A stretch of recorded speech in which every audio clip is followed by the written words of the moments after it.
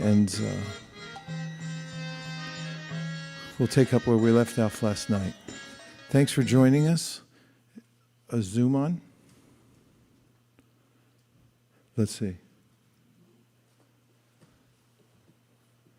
Haribol, Subhadra's here. Hare Krishna. Thank you very much.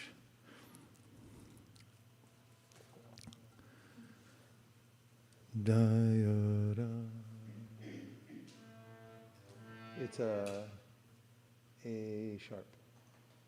Down, down, down. There. Jaya Radha Madhava Jaya Kunda Bihari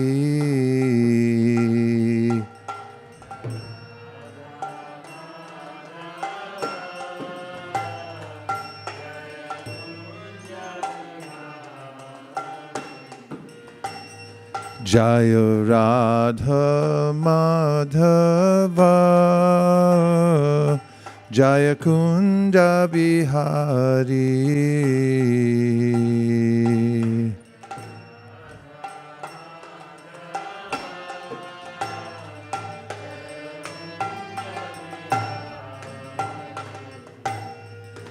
Jaya Gopi Janna Vallabha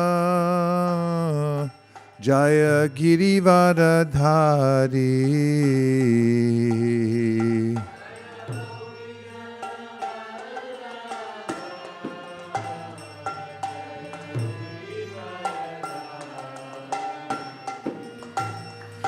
Jaya Gopi Janna Vallabha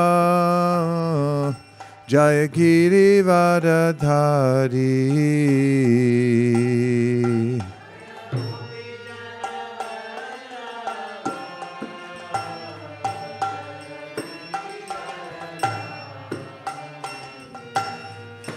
Jaya Jashoda Nandana Jaya Vraja Janaranjana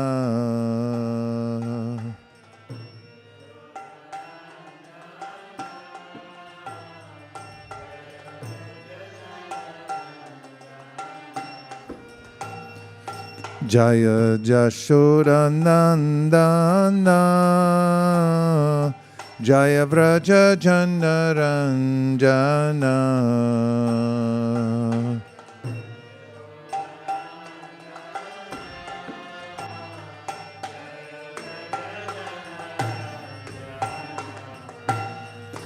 Jaya Jamuna Tiravanachari Jaya Girivardhari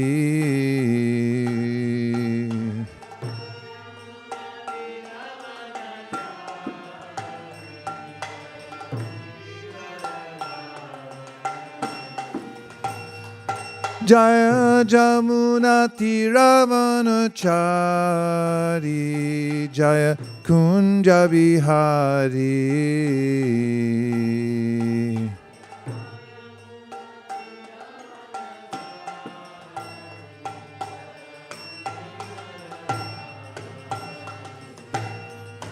Hare Krishna Hare Krishna Krishna Krishna Hare Hare Hare Rama Hare Rama Rama Rama Hare Hare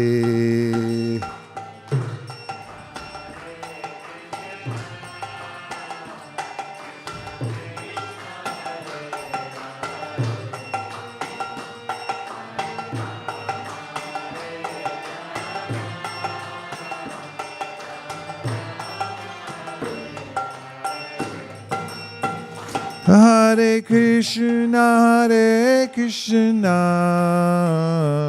Krishna Krishna, Hare Hare, Hare Rama, Hare Rama, Rama Rama, Hare Hare.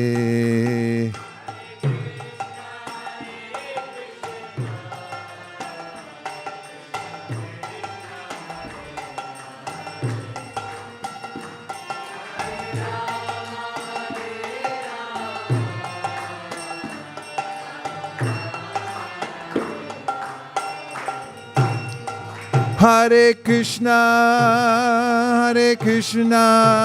Krishna Krishna, Hare Hare, Hare Rama, Rama Rama, Hare Hare.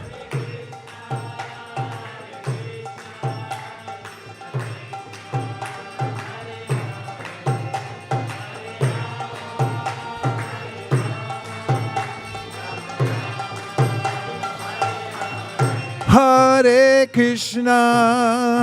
Krishna, Krishna Krishna, Hare Hare, Hare Rama, Rama Rama, Hare Hare.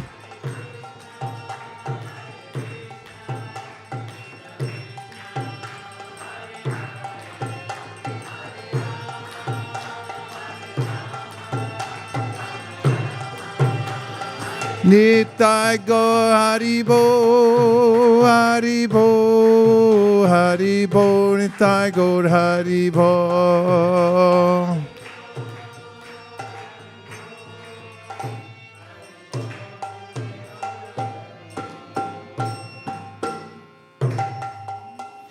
Nitai go Premanande Haribo.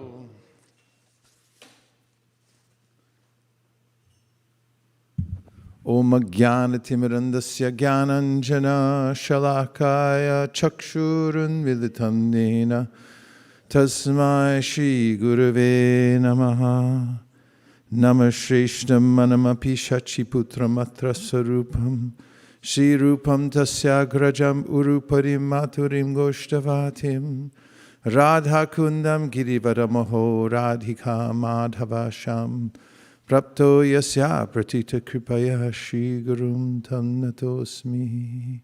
Hey Guru Jnanadadina Bandho Swanandadata Korunaika Sindho Vrindavana Sinahita Avatar Prasida Radha Pranaya Prachara Jaya Shri Krishna Chaitanya Prabhu Nityananda Sri Advaita Garadhara Shivasari Gaura Bhakta Vrinda Nitai Namineche Namirhate Shadamulyenam Dite Chere Nitai Namineche Namirhate Shadamulyenam Dite Chere.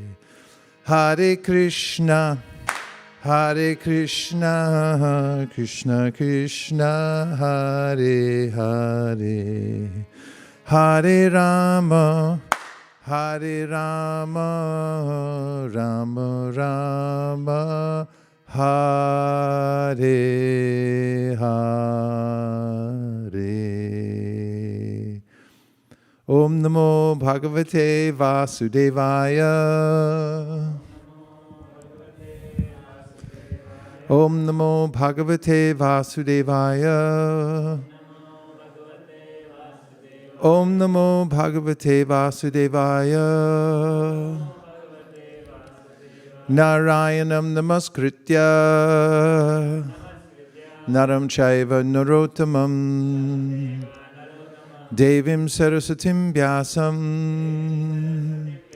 Tato Jayam Udiraye.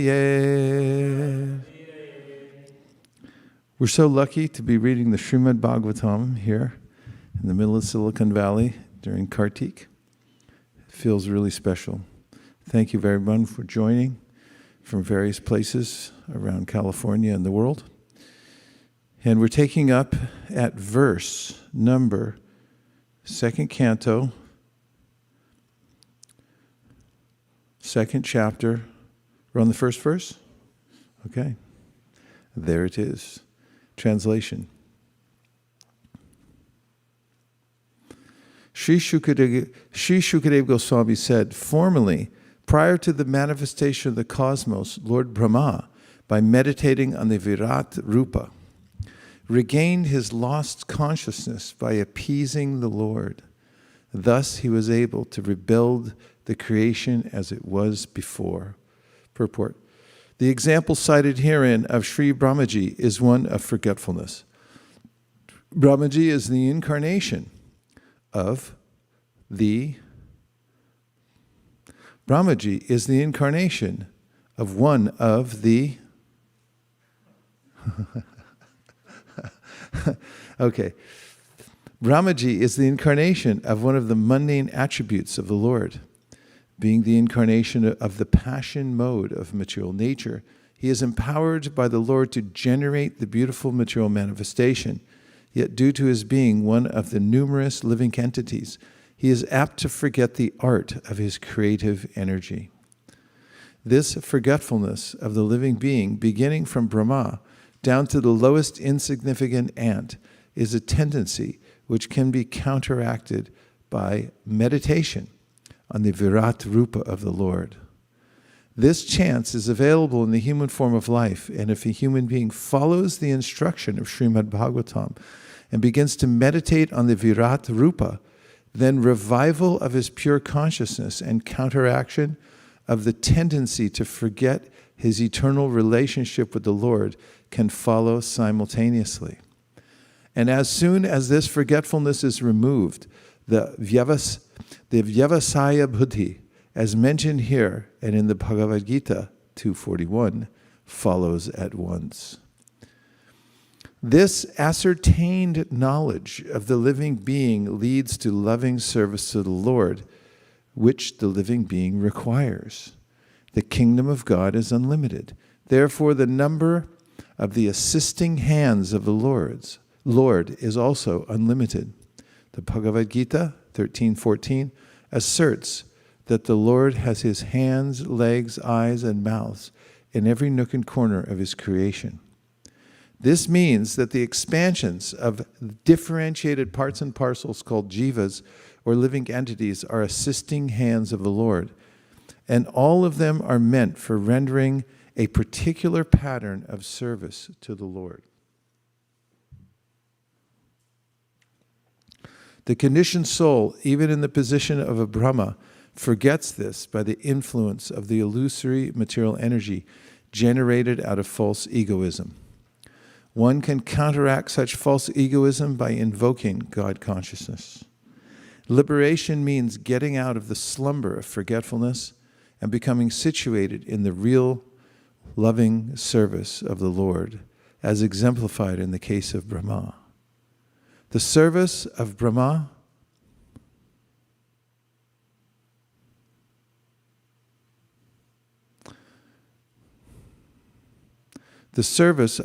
is a sample of service in liberation, distinguished from the so-called altruistic services full of mistakes and forgetfulness. Liberation is never inaction, but service without human mistakes.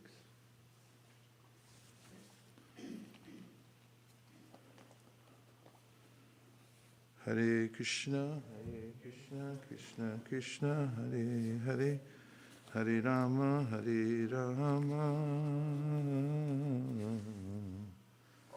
Rama Rama, Hare Hare. Hare Krishna, Krishna Krishna, Hare Hare, Hare Rama, Rama Rama, Hare Hare. And distributing books with my friend Bopadev Prabhu. Sometimes he'd show people the book and they go, well, what is it? And he goes, it's a new invention. It's called the book.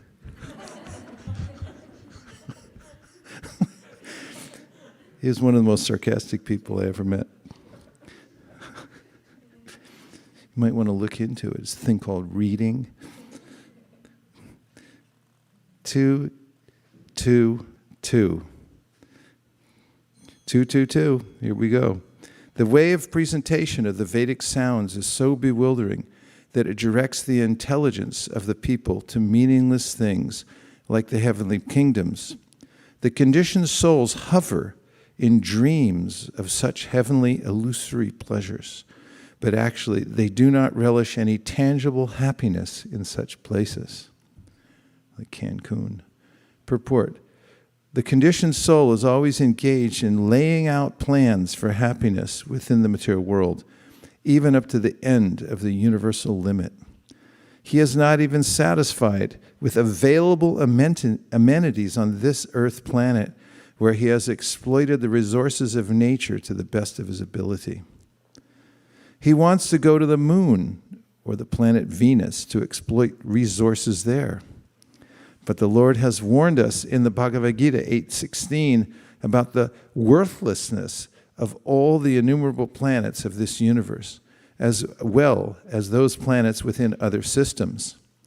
There are innumerable universes and also innumerable planets in each of them, but none of them is immune to the chief miseries of material existence, namely the pangs of birth, the pangs of death, the pangs of old age, and the pangs of disease. The Lord says that even the topmost planet, known as the Brahma Loka or Satya Loka, and what to speak of other planets like the heavenly planets, is not a happy land for residential purposes due to the presence of material pangs, as above mentioned. Conditioned souls are strictly under the laws of fruitive activities, and as such they sometimes go up to Brahmaloka and again come down to Patala Loka, as if they were unintelligent children on a merry-go-round. The real happiness is in the kingdom of God, where no one has to undergo the pangs of material existence. Therefore, the Vedic ways of fruitive activities for the living entities are misleading. One thinks of a superior way of life in this country or that, or on this planet or another, but nowhere in the material world can he fulfill his real desire of life, namely eternal life, full intelligence, and complete bliss. Indirectly, Srila Shukadeva Goswami affirms that Maharaj Parikshit, in the last stage of life, should not desire to transfer himself to the so-called heavenly planets, but should prepare himself for going back home, back to Godhead. None of the material planets, nor the amenities available there for living conditions, is everlasting. Therefore, one must have a factual reluctance to enjoy such temporary happiness as they afford.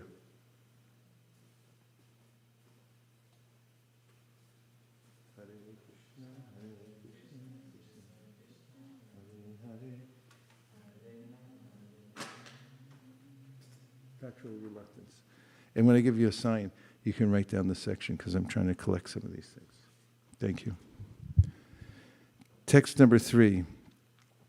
For this reason, the enlightened person should endeavor only for the minimum necessities of life while in the world of names. He should be intelligently fixed and never endeavor for unwanted things, being competent to perceive practically that all such endeavors are merely hard labor for nothing. Hare Krishna. Okay, that factual reluctance was from 222. Now we're on 223. Okay. I'm dealing with highly educated people here. Purport. The Bhagavat Dharma, or the cult of Srimad Bhagavatam, is perfectly distinct from the way of fruitive activities which are considered by the devotees to be merely a waste of time. The whole universe, or for that matter, all material existence, is moving on as jagat, simply for planning business, to make one's position very comfortable or secure, although everyone sees that this existence is neither comfortable nor secure and can never become comfortable or secure at any stage of development. Those who are captivated by the illusory advancement of material civilization, following the way of phantasmagoria, you can look it up, are certainly madmen. The whole material creation is a jugglery of names only. In fact, it is nothing but a bewildering creation of matter like earth, water, and fire. The buildings, furniture, cars, bungalows, mills, factories, industries, peace, war, or even the highest perfection of material science, namely atomic energy and electronics, are all simply bewildering names of material elements with their concomitant reactions of the three modes. Since the devotee of the Lord knows them perfectly well, He is not interested in creating unwanted things for a situation which is not at all reality, but simply names of no more significance than the babble of sea waves. The great kings, leaders, and soldiers fight with one another in order to perpetuate their names in history. They are forgotten in due course of time, and they make a place for another era in history. But the devotee realizes how much history and historical persons are useless products of flickering time. The fruitive worker aspires after a big fortune in the matter of wealth, women, and worldly adoration, but those who are fixed in perfect reality are not at all interested in such false things. For them, it is all a waste of time, since every second of human life is important. An enlightened man should be very careful to utilize time cautiously. 1 second of human life wasted in the vain research of planning for happiness in the material world can never be replaced, even if one spends millions of coins of gold.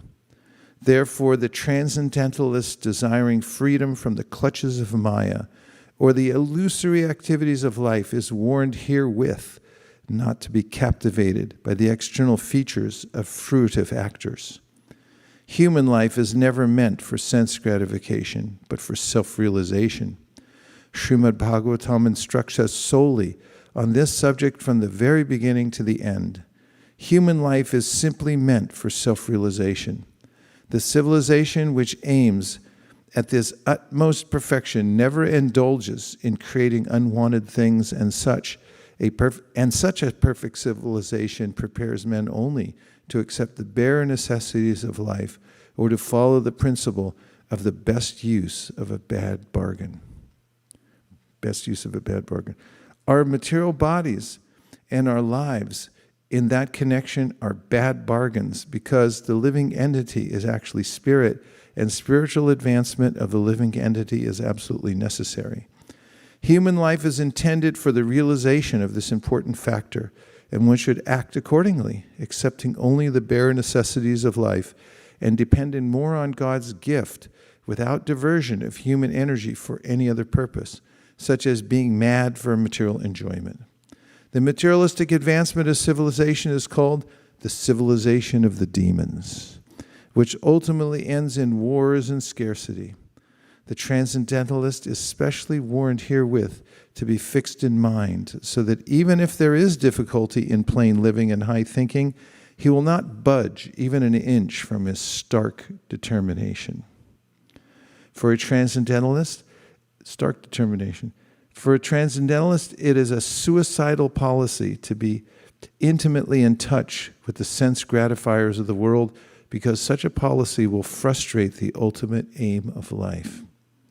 Shukadeva Goswami met Maharaj Parikshit when the latter felt a necessity for such a meeting. It is the duty of a transcendentalist to help persons who desire real salvation and to support the cause of salvation. One might note that Shukadeva Goswami never met Maharaj Parikshit while he was ruling as a great king. For a transcendentalist, the mode of activities is explained in the next shloka. 4. When there are ample earthly flats to lie on, what is the necessity of cots and beds? When one can use his own arms, what is the necessity of a pillow? When one can use the palms of his hands, what is the necessity of varieties of utensils?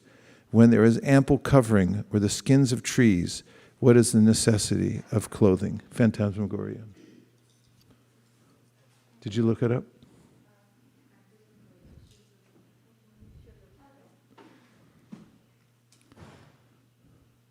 Phantasmagoria.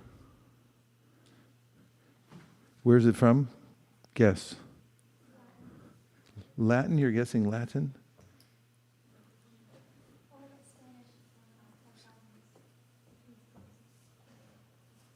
Phantom. You got it?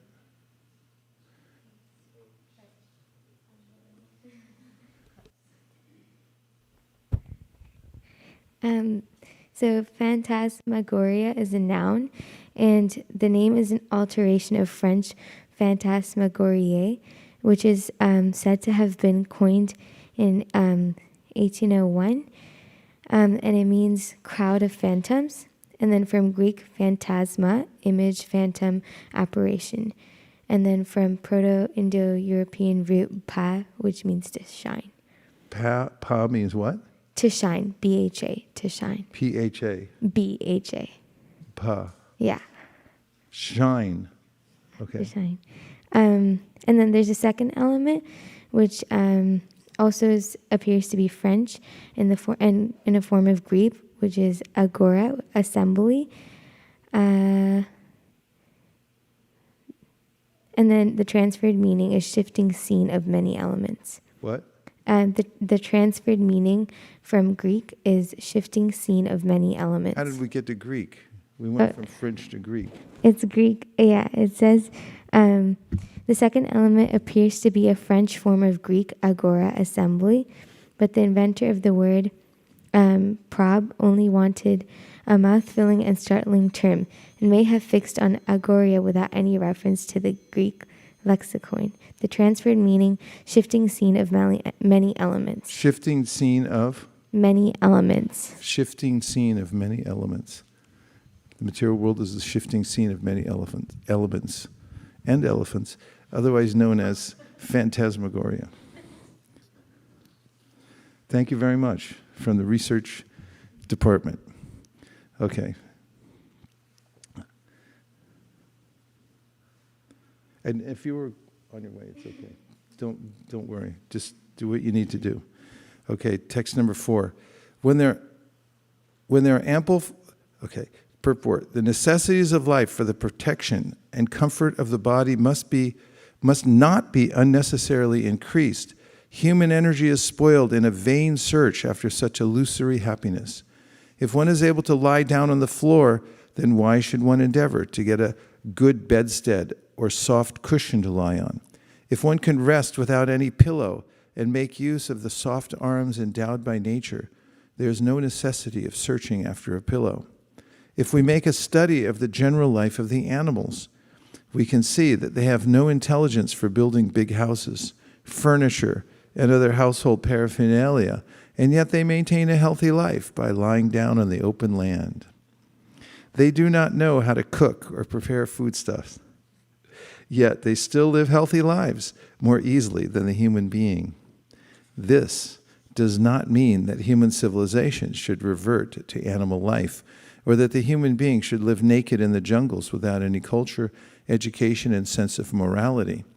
An intelligent human cannot live the life of an animal. Rather, man should try to utilize his intelligence in arts and science, poetry and philosophy. In such a way, he can further the progressive march of human civilization. But here, the idea given by Srila Shukadeva Goswami is that the reserve energy of human life, which is far superior to that of animals, should simply be utilized for self-realization. Advancement of human civilization must be towards the goal of establishing our lost relationship with God, which is not possible in any form of life other than the human.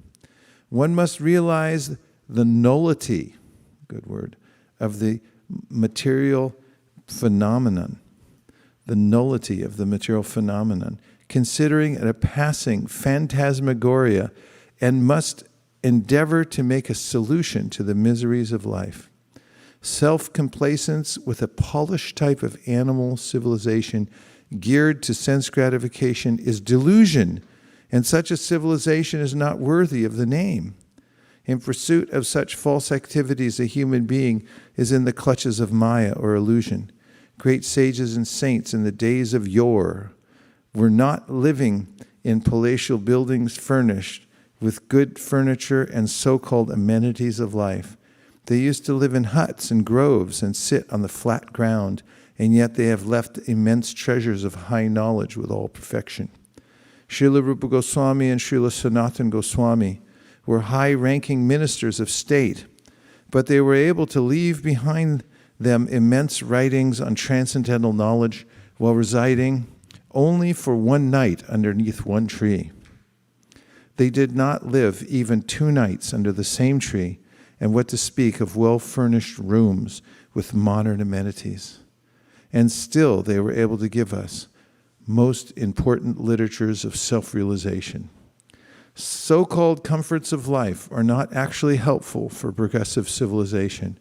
Rather, they are detrimental to such progressive life. In the system of Sanatana Dharma, or 4 divisions of social life and 4 orders of progressive realization, there are ample opportunities and sufficient directions for a happy termination of the progress of the progressive life. And the sincere followers are advised therein to accept a voluntary life of renunciation in order to achieve the desired goal of life. If one is not accustomed to abiding by the life of renunciation and self-abnegation from the beginning, one should try to get into the habit at a later stage of life, as recommended by Srila Shukadeva Goswami, and it will help one to achieve the desired success. Are there no torn clothes lying on the common road? Do the trees which exist for maintaining others no longer give alms and charity? Do the rivers, being dried up, no longer supply water to the thirsty? Are the caves of the mountains now closed? Or, above all, does the Almighty Lord not protect the fully surrendered souls? Why then do the learned sages go to flatter those who are intoxicated by hard-earned wealth? Purport: the renounced order of life is never meant for begging or living at the cost of others as a parasite. According to the dictionary, a parasite is a sycophant who lives at the cost of society without making any contribution to that society. The renounced order is meant for contributing something substantial to society and not depending on the earnings of the householders. On the contrary, acceptance of alms from the householders by the bona fide mendicant is an opportunity afforded by the saint for the tangible benefit of the donor. In the Sanatana Dharma institution, almsgiving to the mendicant is part of a householder's duty, and it is advised in the scriptures that the householders should treat the mendicants as their family children and should provide them with food, clothing, etc., without being asked. Pseudo-mendicants, therefore, should not take advantage of the charitable disposition of the faithful householders. The first duty of a person in the renounced order of life is to contribute some literary work for the benefit of the human being in order to give him realized direction towards self-realization. Amongst the other duties in the renounced order of life of Sanatana Goswami, Srila Rupa, and the other Goswamis of Vrindavan, the foremost duty discharged by them was to hold learned discourses among themselves at Sevakunj, Vrindavan, the spot where Sri Radha Damodar temple was established by Srila Jiva Goswami and where the actual Samadhi tombs of Srila Rupa Goswami and Srila Jiva Goswami are laid. For the benefit of all in human society, they left behind them immense literatures of transcendental importance. Similarly, all the acharyas who voluntarily accepted the renounced order of life aimed at benefiting human society and not at living a comfortable or irresponsible life at the cost of others. However, those who cannot give any contribution should not go to the householders for food. For such mendicants, asking bread from the householders are an insult to the highest order. Shukadeva Goswami gave this warning especially for those mendicants who adopt this line of profession to solve their economic problems. Such mendicants are in abundance in the age of Kali. When a man becomes a mendicant willfully or by circumstances, he must be of firm faith and conviction that the Supreme Lord is the maintainer of all living beings everywhere in the universe. Why then would he neglect the maintenance of a surrendered soul who is 100% engaged in the service of the Lord? A common master looks to the necessities of his servant, so how much more would the all-powerful, all-opulent Supreme Lord look after the necessities of life for a fully surrendered soul? The general rule is that a mendicant devotee will accept a simple small loincloth without asking anyone to give it in charity. He simply salvages it from the rejected torn cloth thrown in the street. When he is hungry, he may go to a magnanimous tree which drops fruits. And when he is thirsty, he may drink water from the flowing river. He does not require to live in a comfortable house, but should find a cave in the hills and not be afraid of jungle animals, keeping faith in God who lives in everyone's heart. The Lord may dictate to tigers and other jungle animals not to disturb his devotee. Haridas Thakur, a great devotee of Lord Sri Chaitanya, used to live in such a cave, and by chance, a great venomous snake was a co-partner of the cave. Some admirer of Thakur Haridas, who had to visit the Thakur every day, feared the snake and suggested that the Thakur leave that place. Because his devotees were afraid of the snake and they were regularly visiting the cave, Thakur Haridas agreed to the proposal on their account. But as soon as this was settled, the snake actually crawled out of its hole in the cave and left the cave for good before everyone present. By the dictation of the Lord, who lived also within the heart of the snake gave preference to Haridas and decided to leave the place and not disturb him. So this is a tangible example of how the Lord gives protection to a bona fide devotee like Thakur Haridas. According to the regulations of the Sanatana Dharma institution, one is trained from the beginning to depend fully on the protection of the Lord in all circumstances. The path of renunciation is recommended for acceptance by one who is fully accomplished and fully purified in his existence. This stage is described also in the Bhagavad Gita 16.5 as Daivi Sampat. Everyone say. A human being is required to accumulate Daivi Sampat, or spiritual assets. What are we supposed to accumulate? Spiritual assets. Daivi Sampat, correct. Otherwise, the next alternative, Asuri Sampat, bad, or material assets, will overcome him disproportionately, and thus one will be forced into the entanglement of different miseries of the material world. A sannyasi should always live alone, without company, and he must be fearless. He should never be afraid of living alone, although he is never alone. The Lord is residing in everyone's heart, and unless one is purified by the prescribed process, one will feel that he is alone. But a man in the renounced order of life must be purified by the process. Thus he will feel the presence of the Lord everywhere and will have nothing to fear, such as being without any company. Everyone can become a fearless and honest person in his very existence is purified. Everyone can become a fearless and honest person if his very existence is purified by discharging the prescribed duty for each and every order of life. One can become fixed in one's prescribed duty by faithful oral reception of Vedic instructions and assimilation of the essence of Vedic knowledge by devotional service to the Lord. Everyone okay? Yes. 6. Thus, being fixed, one must render service unto the Supersoul situated in one's own heart by his omnipotency. Because he is the almighty personality of Godhead, eternal and unlimited, he is the ultimate goal of life, and by worshiping him, one can end the cause of the conditioned state of existence. Just check in on the Zoom room real quick.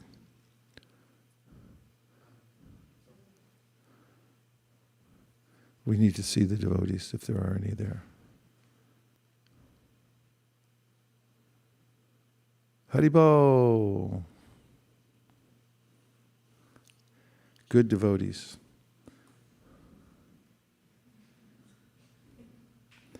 Purport. As confirmed in Bhagavad Gita 1861, the Supreme Personality of Godhead, Sri Krishna, is the all-pervading, omnipresent Supersoul.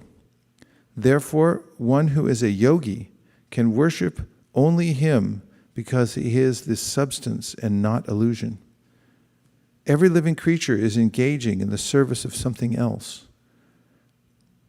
A living being's constitutional position is to render service, but in the atmosphere of Maya, or illusion, or the conditional state of existence, the conditioned soul seeks the service of illusion. A conditioned soul works in the service of his temporary body, bodily relatives like the wife and children, and the necessary paraphernalia for maintaining the body and bodily relations, such as the house, land, wealth, society, and country. But he does not know that all such renderings of service are totally illusory. As we have discussed many times before, this material world is itself an illusion, like a mirage in the desert. In the desert, there is an illusion of water, and the foolish animals become entrapped by such illusion and run after water in the desert, although there is no water at all. But because there is no water in the desert, one does not conclude that there is no water at all. The intelligent person knows well that there is certainly water in the seas and oceans, but such vast reservoirs of water are far, far away from the desert. One should therefore search for water in the vicinity of seas and oceans and not in the desert. Every one of us is searching after real happiness in life, namely eternal or unlimited knowledge and unending blissful life. But foolish people who have no knowledge of the substance search after the reality of life in the illusion. This material body does not endure eternally, and everything in relation with this temporary body, such as the wife, children, society, and country, also changes along with the change of body. This is called samsara, a repetition of birth, death, old age, and disease. We would like to find a solution for all these problems of life, but we do not know the way. Herein it is suggested that anyone who wants to make an end to these miseries of life, namely repetition of birth, death, disease, and old age, must take to this process of worshiping the Supreme Lord and not others, as it is also ultimately suggested in the Bhagavad Gita 1865. If we at all want to end the cause of our conditioned life, we must take to the worship of Lord Sri Krishna, who is present in everyone's heart by his natural affection for all living beings, who are actually the parts and parcels of the Lord. The baby in the lap of his mother is naturally attached to the mother, and the mother is attached to the child. But when the child grows up and becomes overwhelmed by circumstances, he gradually becomes detached from the mother.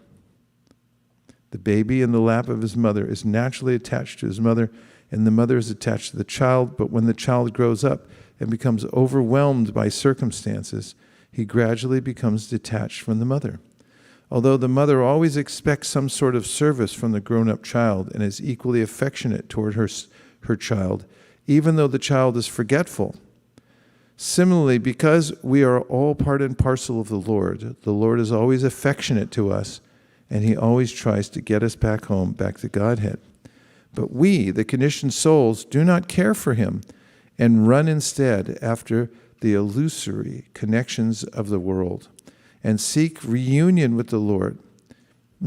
We must therefore extricate ourselves from all illusory connections of the world and seek reunion with the Lord, trying to render service unto him because he is the ultimate truth. Actually, we are hankering after him as the child seeks the mother.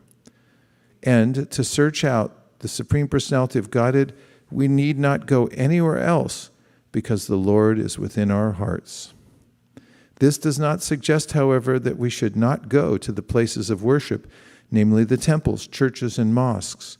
Such holy places of worship are also occupied by the Lord because the Lord is omnipresent.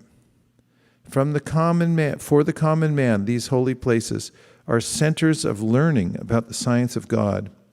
When the temples are devoid of activities, the people in general become uninterested in such places, and consequently the mass of people gradually become godless, and a godless civilization is the result. Such a hellish civilization artificially increases the conditions of life, and existence becomes intolerable for everyone. The foolish leaders of a godless civilization try to devise various plans to bring about peace and prosperity in the godless world under a patent trademark of materialism. And because such attempts are illusory only, the people elect incompetent, blind leaders, one after another, who are incapable of offering solutions. If we want at all to end this anomaly of a godless civilization, we must follow the principles of revealed scriptures like Srimad Bhagavatam and follow the instruction of a person like Shukadeva Goswami, who has no attraction for material gain. Text number 7, and just after this we'll take a couple of reflections. Who else but the gross materialist will neglect such transcendental thought and take to the non-permanent names only, seeing the mass of people fallen in the river of suffering as a consequence of accruing the result of their own work. Purport. In the Vedas it is said that persons who are attached to demigods to the exclusion of the Supreme Personality of Godhead are like animals who follow the herdsman even though they are taken to the slaughterhouse. The materialists, like animals, also do not know that they are being misdirected by neglecting the transcendental thought of the Supreme Person. No one can remain vacant of thought. It is said that an idle brain is a devil's workshop because a person who cannot think in the right way must think of something which may bring about disaster. The materialists are always worshiping some minor demigods, although this is condemned in the Bhagavad Gita 7:20. As long as a person is illusioned by material gains, he petitions the respective demigods to draw some particular benefit, which is, after all, illusory and non-permanent. The enlightened transcendentalist is not captivated by such illusory things. Therefore, he is always absorbed in the transcendental thought of the Supreme in different stages of realization, namely Brahman, Paramatma, and Bhagavan. In the previous verse, it is suggested that one should think of the Supersoul, which is one step higher than the impersonal thought of Brahman. As it was suggested in the case of contemplating the Virat Rupa of the personality of Godhead. Intelligent persons who can see properly may look into the general conditions of the living entities who are wandering in the cycle of 8,400,000 species of life, as well as in different classes of human beings.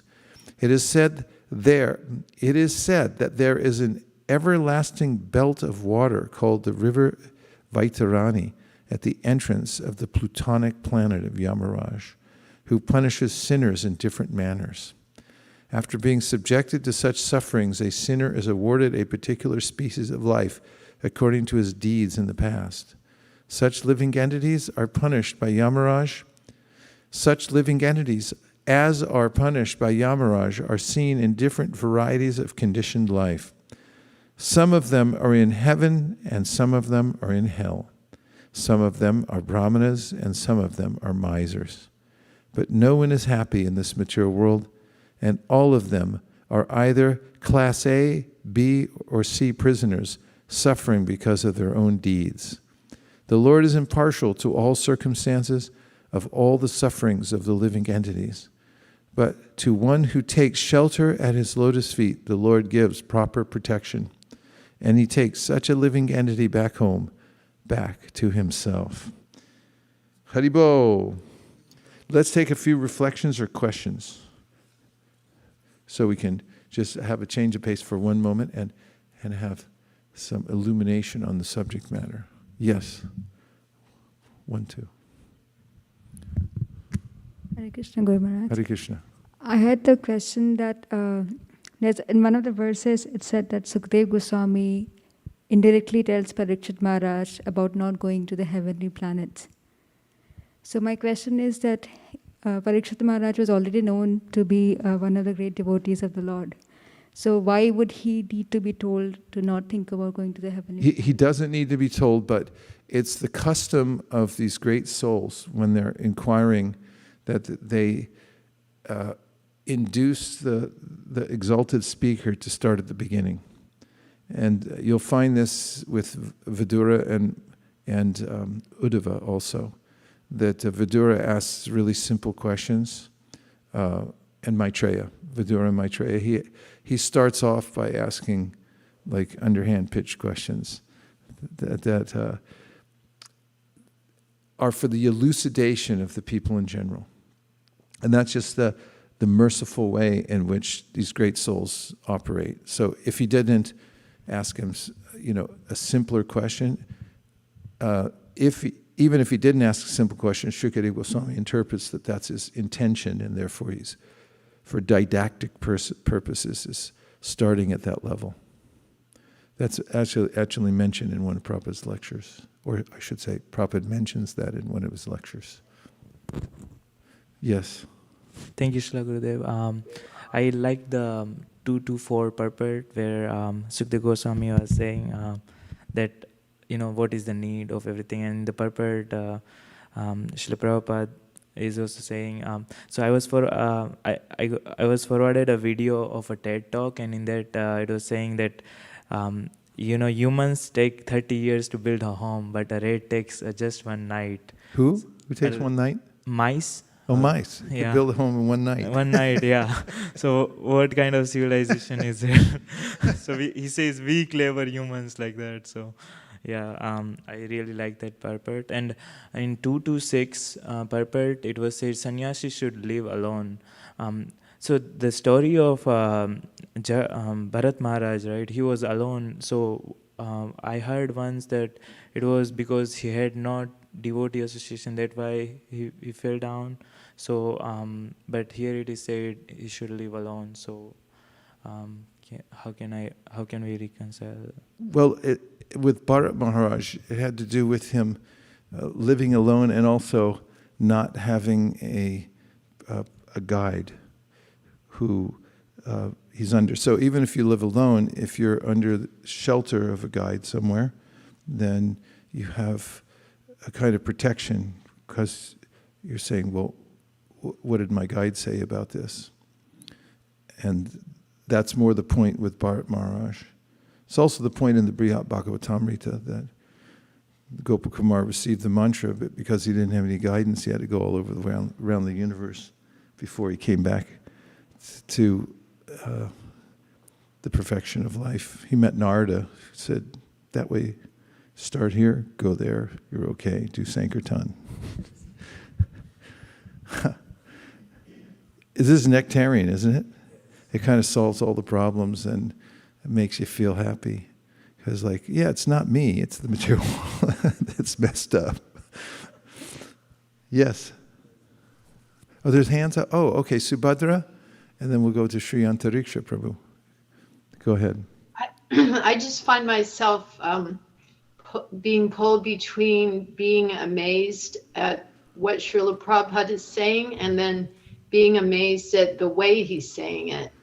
And it's hard for me to pull myself away from analyzing. Like sometimes when he makes a point, I imagine that he's had so many conversations in his life that someone at some point said that to him. And so he brings it up in the purport. And I always find that I always just wonder where and who he talked to. And then also, he used the word plutonic. And I just was wondering about what made him think of that, because did he know astrology at all? Pluto's not even usually used in Eastern astrology, Vedic astrology. Anyway, I just get pulled into, but then I'm trying to pay attention to what he's saying because that's amazing too, so obviously.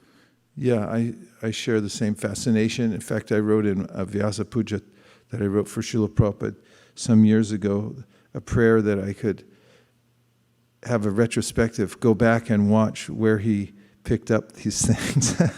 I wanted to be in the same room when did he learn that verse? When did that come into his mind? And and where did he get this example and that example? And while we're at it, and Sri Antariksha Prabhu was bringing up his point, look up the word plutonic, because we can give a history of why Prabhupada was using, or have a guess at why he was using it in that context. Please go ahead. Hare Krishna Maharaj.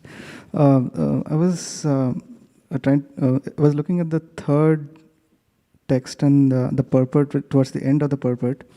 So Prabhupada writes, it is the duty of a transcendentalist to help persons who desire real salvation and to support the cause of salvation. And then he says, one might note that Sukadeva Goswami never met Maharaj Parikshit while he was ruling as a great king. So I was just trying to understand the point. So Parikshit Maharaj was a great devotee. So is it that when he needed it, so that's when Sukadeva Goswami appeared? Yeah, it's, we have this 10 offense, or ninth offense, don't preach the glories of the holy name of the faithless, and especially renunciates also. They're very careful about whom they associate with. We find that with Sri Chaitanya Mahaprabhu and Prataparuja. And so there's a way in which the devotee. Oh yes, I was going to mention Prabhupada. When the Prime Minister of India, there was some arrangement through networking that Prime Minister was to meet Prabhupada, and then he said, well, Prabhupada can come to my place, and Prabhupada said, no, he should come to my place. He was not. So there's a kind of etiquette, and why is the etiquette there? It's because mercy flows down. And there's a way in which, if you have the right mentality, and that is like, I'm going to see a holy person. Like even the topmost political leader should come to visit a holy person, bring a garland and some gift, and bow down, touch the feet of the holy person, and then can receive knowledge. That's the tradition. Tadvidi pranipatena paripashnena sevaya. And so in presenting Krishna consciousness, an elevated person is also aware of the dynamic and is careful not to transgress that. And it's not because, oh yeah, you should treat me in a better way. It's because of what it does for the person to be able to approach. And if the person's not on that level yet, it's useless to go see him. And Prabhupada made that point about the Prime Minister. If he doesn't know enough to come see the saintly person rather than make the saintly person come to him, then he's not ready to hear.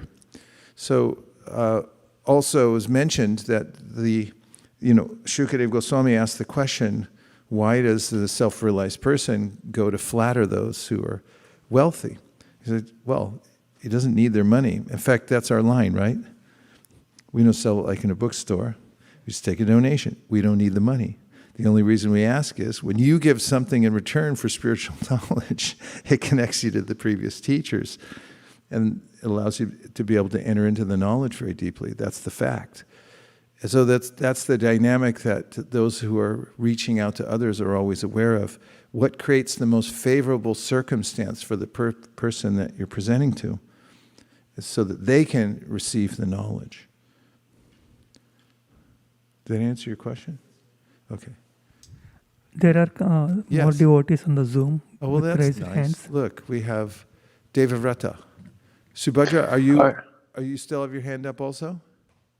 No, I'm sorry, I'll lower it. Okay, no problem. Devavrata. Hare Krishna, Guru Maharaj. I was able to tune in yesterday, and I just had this visceral experience appreciating the fact.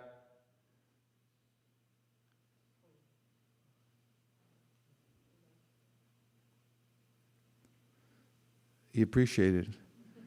And it was visceral, which is nice. It's a really sweet thing. And did we look up the word Plutonic? Transcendental diary. Oh, yes, please go ahead. We lost you for about 6.5 seconds. Go right ahead. Should I start from the beginning?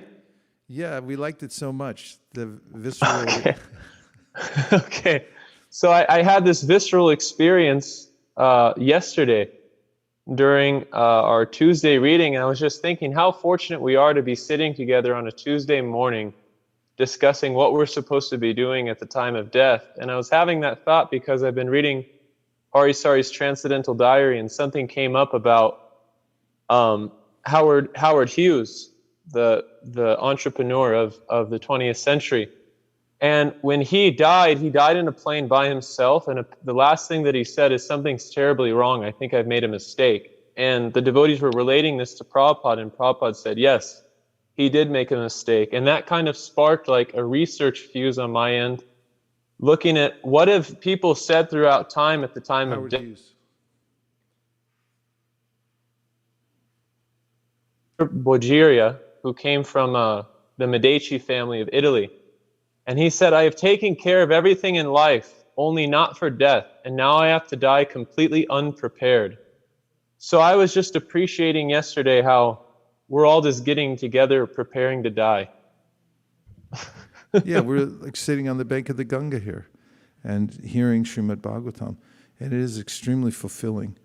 And every devotee I know here at ISV or anywhere else that, as an example, sits through the recitation of the entire Bhagavad Gita, never says the next day, oh, what a waste of time. I wish I had watched television instead. Or, that was too long.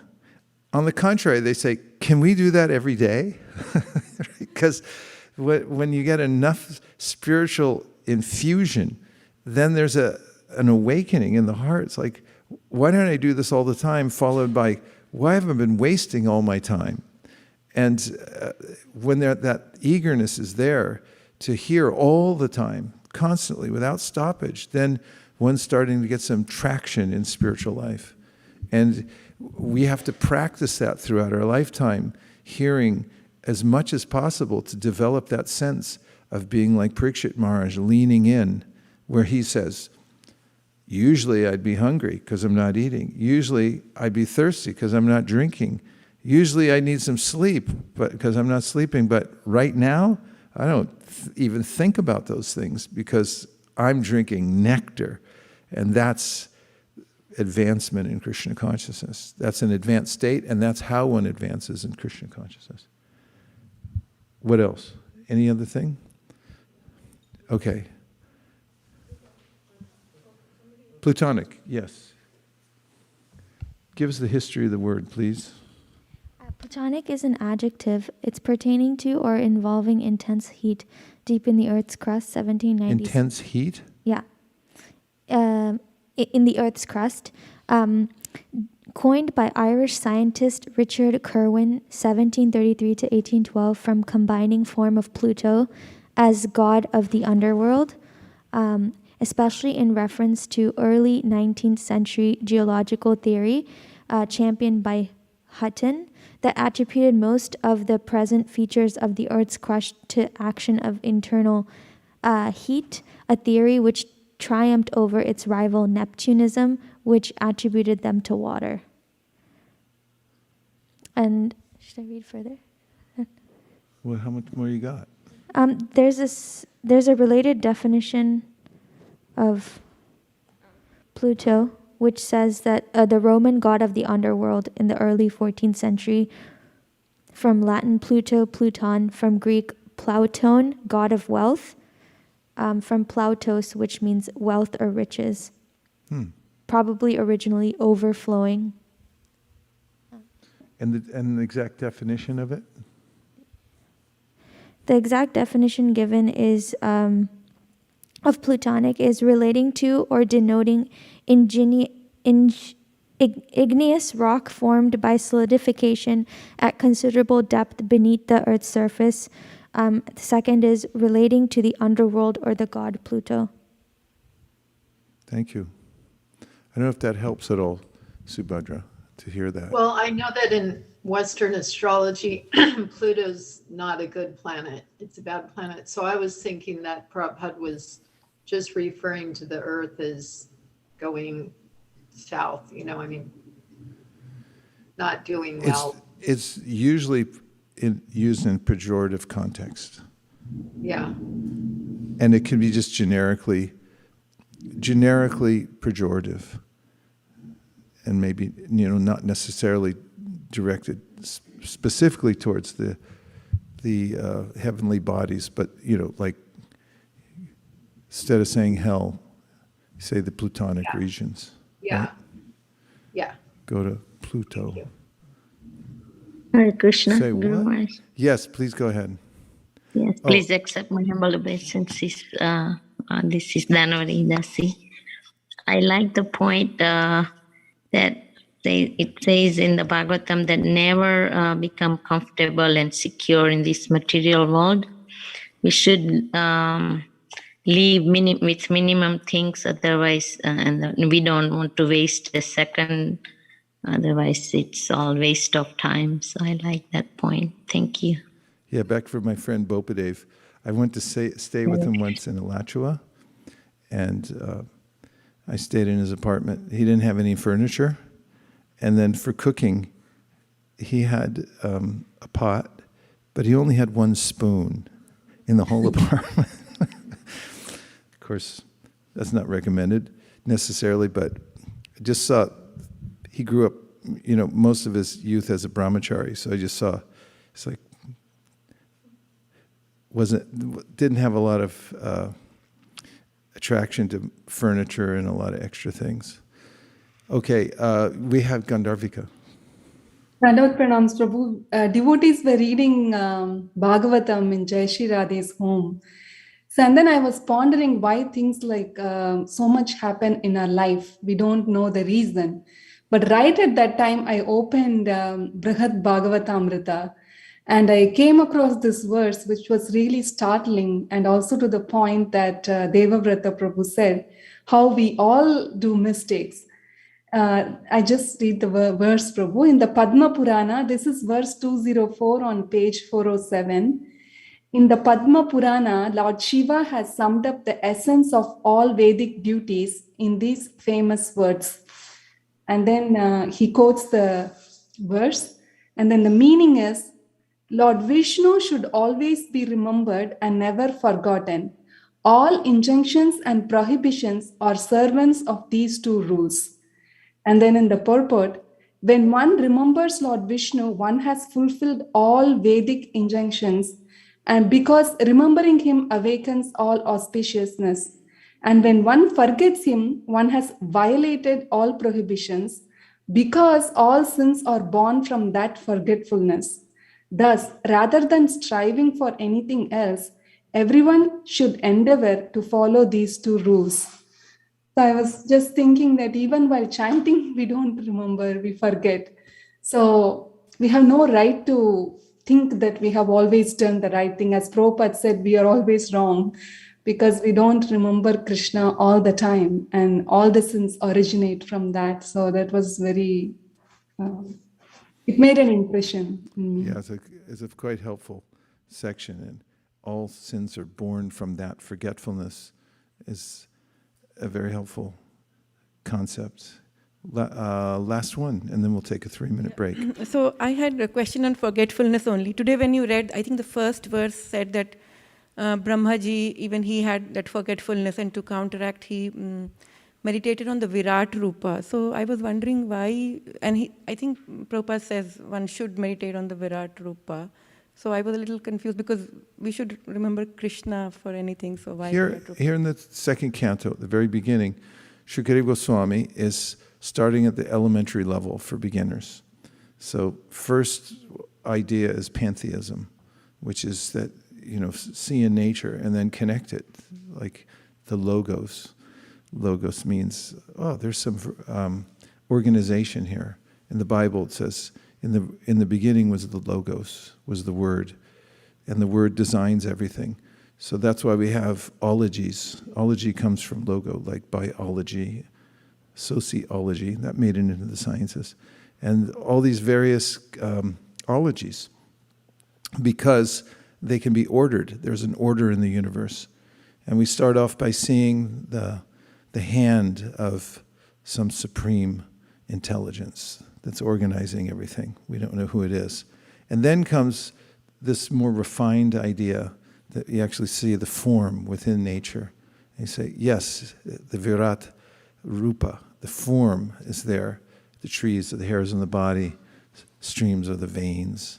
The artistic sense is the birds, the various birds. The toenails are these coarser animals, like the donkey, and so forth. And then, from seeing that, one becomes more elevated. And then he starts talking about Dhyan Yoga, or Dharana on the Supersoul, and meditating on the localized feature. But then the next stage above that will be meditating on Kishore, the 15-year-old Supreme Personality of Godhead, who's the source of everything. So it just goes in stages, that's all. And It's only a way in which he's referring in context to the ways of remembering Krishna, because that's what's being discussed in the beginning here. Okay, so now we have a 3-minute break, and we'll be back here. And we thank all the devotees who've joined us on the internet and on Zoom. And hopefully you could take a 3-minute break and come right back too. Is that okay? Gaur Premanande Haribol.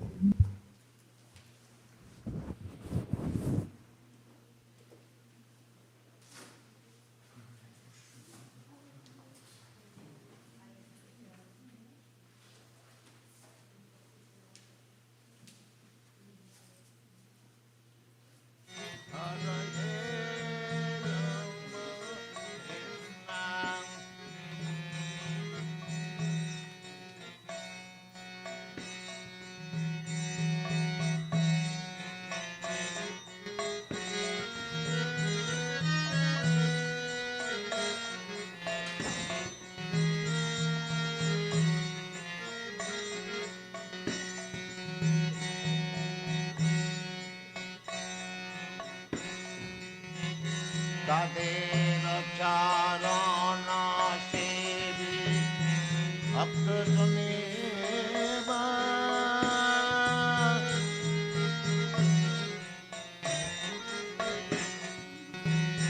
Tadena charana sevi aksaneva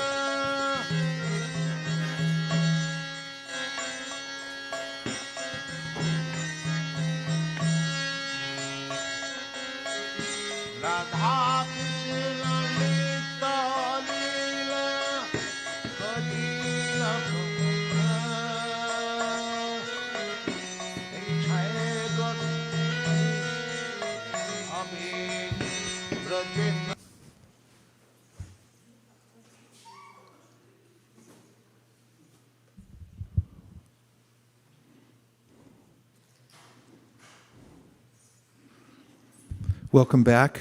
We're continuing our reading of the Srimad Bhagavatam. And we're on the second canto, second chapter, The Lord in the Heart.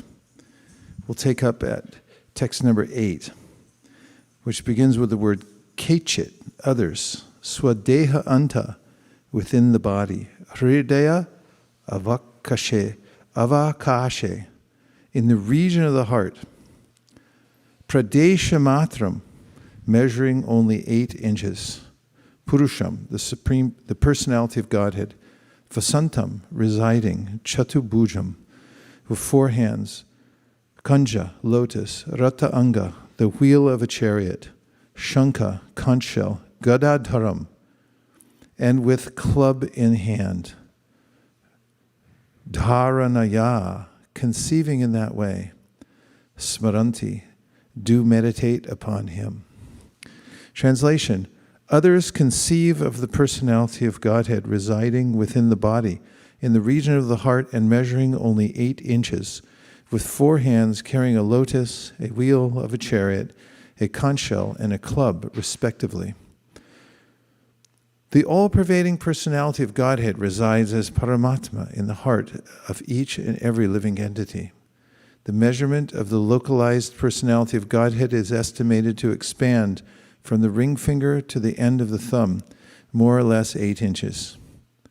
The form of the Lord, described in this verse with distribution of different symbols beginning from the lower right hand up and down to the lower left hand with lotuses, wheel of a chariot, conch shell, and club, respectively, is called Janardhan, or the plenary portion of the Lord who controls the general mass. There are many other forms of the Lord with varied situations of the symbols of lotus, conch shell, etc., and they are differently known as Purushottam, Achyuta, Narasingha, Trivikrama, Hrishikesh, Keshava, Madhava, Aniruddha, Pradyumna, Sankarshana, Sridhara, Vasudeva, Damodara, Janardana, Narayana, Hari, Padmanabha, Vamhan, Madhusudana, Govinda, Krishna, Vishnumurti, Adhoksaja, and Upendra. These 24 forms of the localized personality of Godhead are worshipped in different parts of the planetary system, and in each system there is an incarnation of the Lord having a different Vaikuntha planet in the spiritual sky, which is called the Paravyom. There are many other hundreds and scores of different forms of the Lord, and each and every one of them has a particular planet in the spiritual sky, of which this material sky is only a fragmental offshoot. The Lord exists as Purusha, or the male enjoyer, although there is no comparing him to any male form in the material world. But all such forms are Advaita, non-different from one another, and each of them is eternally young. The Lord with 4 hands is nicely decorated, as described below. His mouth expresses his happiness, his eyes spread like the petals of a lotus, and his garments, yellowish like the saffron of a kadamba flower, are bedecked with valuable jewels. His ornaments are all made of gold, set with jewels, and he wears a glowing headdress and earrings. His lotus feet are placed over the whorls of the lotus-like hearts of great mystics. On his chest is the Kaustuba jewel, engraved with a beautiful calf, and there are other jewels on his shoulders. His complete torso is garlanded with fresh flowers. The ornaments, flowers, clothing, and all other decorations on the transcendental body of the personality of Godhead are identical with the body of the Lord. None of them are made of material ingredients. Otherwise, there would be no chance of their decorating the body of the Lord. As such, in the Paravyoma, spiritual varieties are also distinguished from the material variegatedness. He is well decorated with an ornamental wreath about his waist and rings studded with valuable jewels on his fingers. His leglets, his bangles, his oiled hair curling with a bluish tint, and his beautiful smiling face are all very pleasing.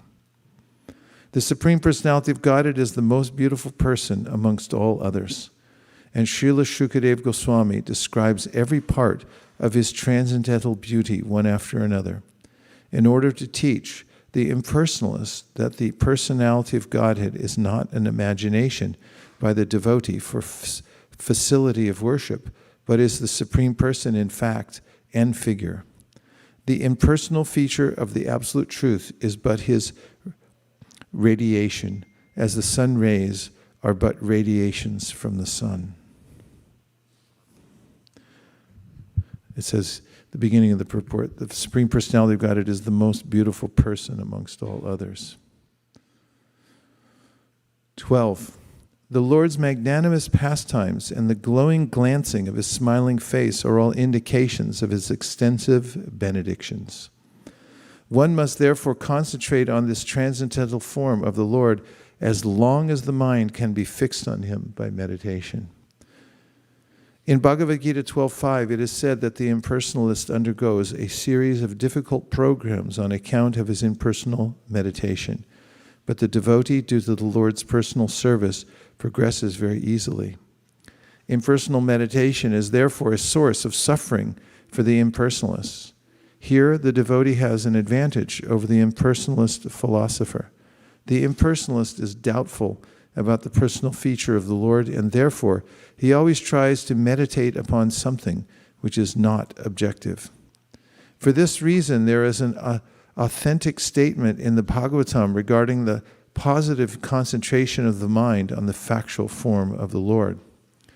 The process of meditation recommended herein is bhakti yoga, or the process of devotional service after one is liberated from the material conditions.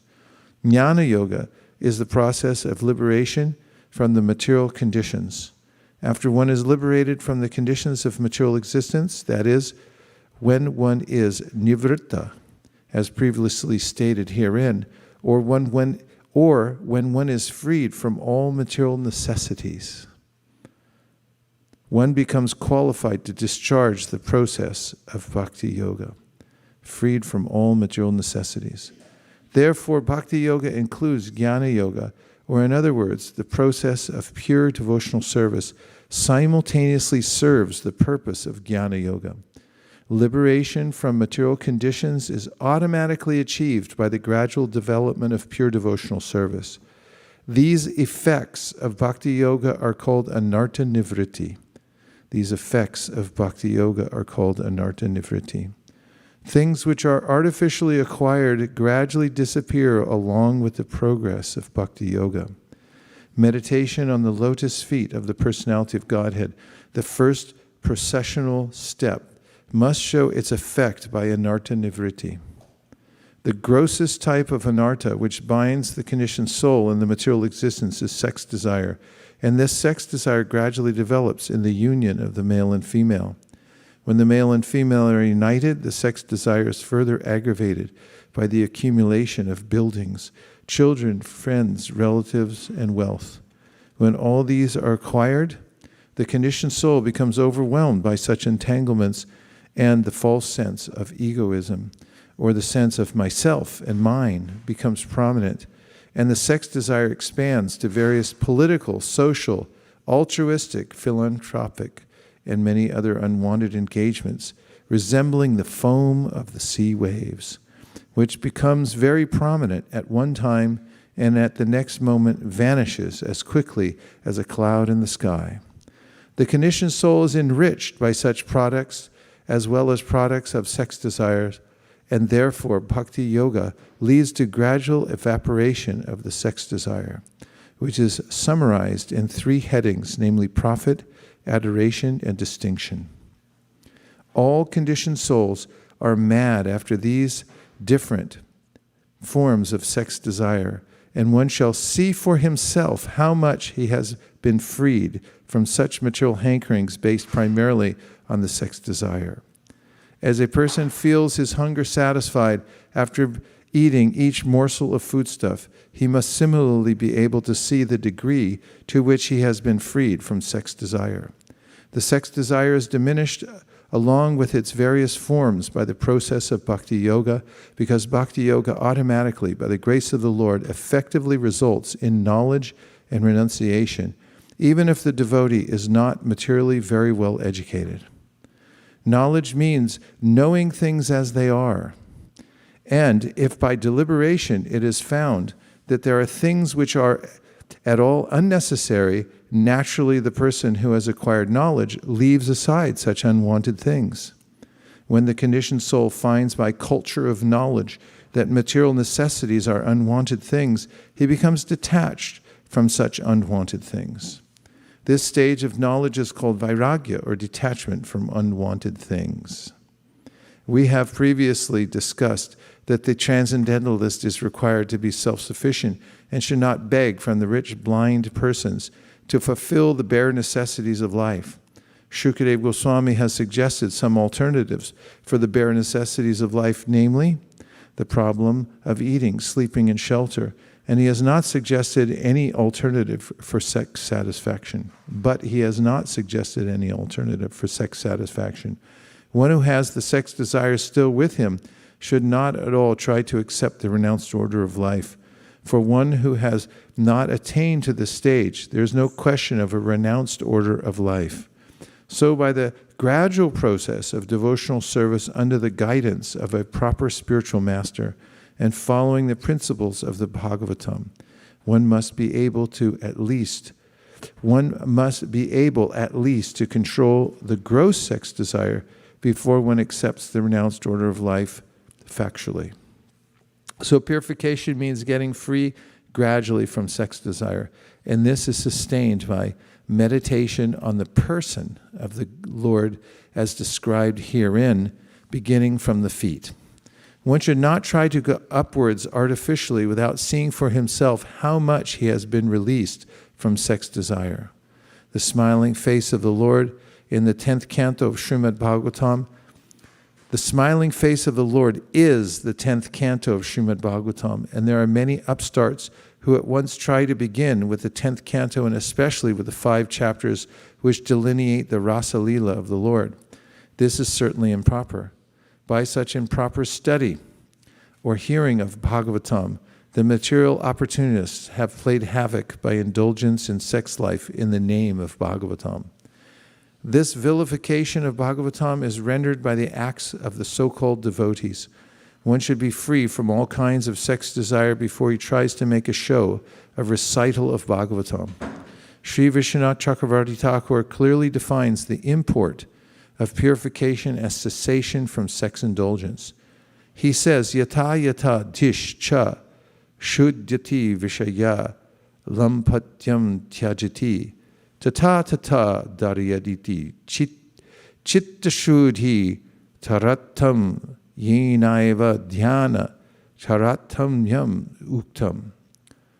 And as one gets free from the intoxication of sex indulgence by purification of intelligence, one should step forward for the next meditation, or in other words, the progress of meditation on the different limbs of the transcendental body of the Lord should be enhanced in proportion to the progress of purification of the heart. The conclusion is that those who are still entrapped by sex indulgence should never progress to meditation above the feet of the Lord. Therefore, recital of Srimad Bhagavatam by them should be restricted to the 1st and 2nd cantos of the great literature. One must complete the purificatory process by assimilating the contents of the first 9 cantos. Then one should be admitted into the realm of the 10th canto of Srimad Bhagavatam.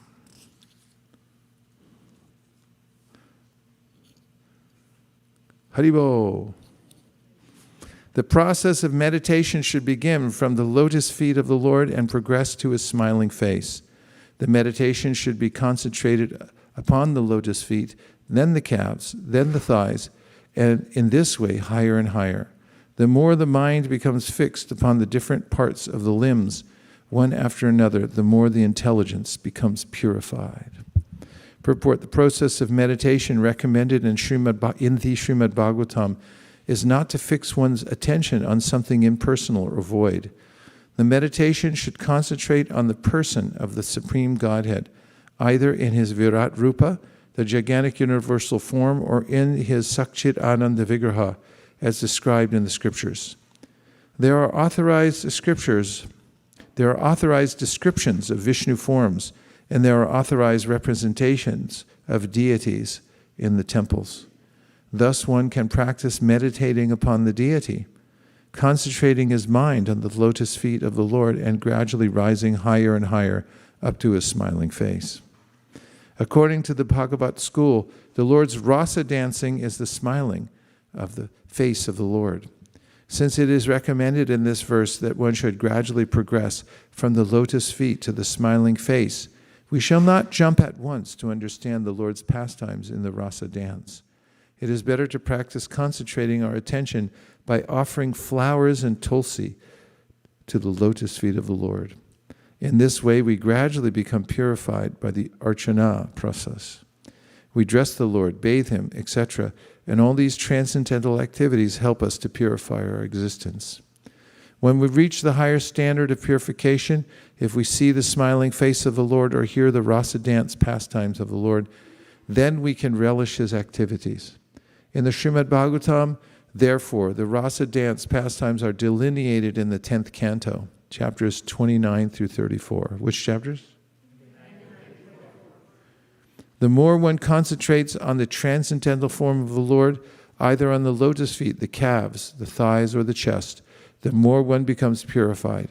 In this verse, it is clearly stated, the more the intelligence becomes purified, which means the more one becomes detached from sense gratification. Our intelligence in the present conditioned state of life is impure due to being engaged in sense gratification. The result of meditation on the transcendental form of the Lord will be manifested by one's detachment from sense gratification. Therefore, the ultimate purpose of meditation is purification of one's intelligence. Those who are too engrossed in sense gratification cannot be allowed to participate in archana or to touch the transcendental form of the Radha, Krishna, or Vishnu deities.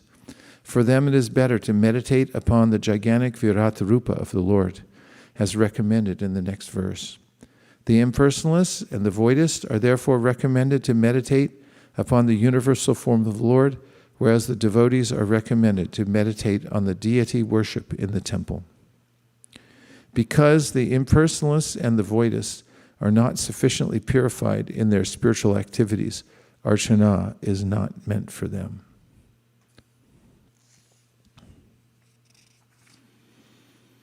Unless the gross materialist develops a sense of loving service unto the Supreme Lord, the seer of both the transcendental and material worlds, he should remember or meditate upon the universal form of the Lord at the end of his prescribed duties. Purport: the Supreme Lord is the seer of all worlds, both material and transcendental. In other words, the Supreme Lord is the ultimate beneficiary and enjoyer of all worlds, as confirmed in the Bhagavad Gita 5:29. The spiritual world is the manifestation of his internal potency, and the material world is the manifestation of his external potency. The living entities are also his marginal potency, and by their own choice, they can live in either the transcendental or material worlds. Did you catch that? Their own choice. The material world is not a fit place for living entities because they are spiritually one with the Lord, and in the material world, the living entities become conditioned by the laws of the material world. Okay, that's it, right? We're not staying. The Lord wants all living entities who are his parts and parcels to live with him in the transcendental world, and for enlightening conditioned souls in the material world, all the Vedas and the revealed scriptures are there, expressly to recall the conditioned souls back home, back to Godhead. Unfortunately, the conditioned living entities, although suffering continually in the threefold miseries of conditioned life, are not very serious about going back to Godhead.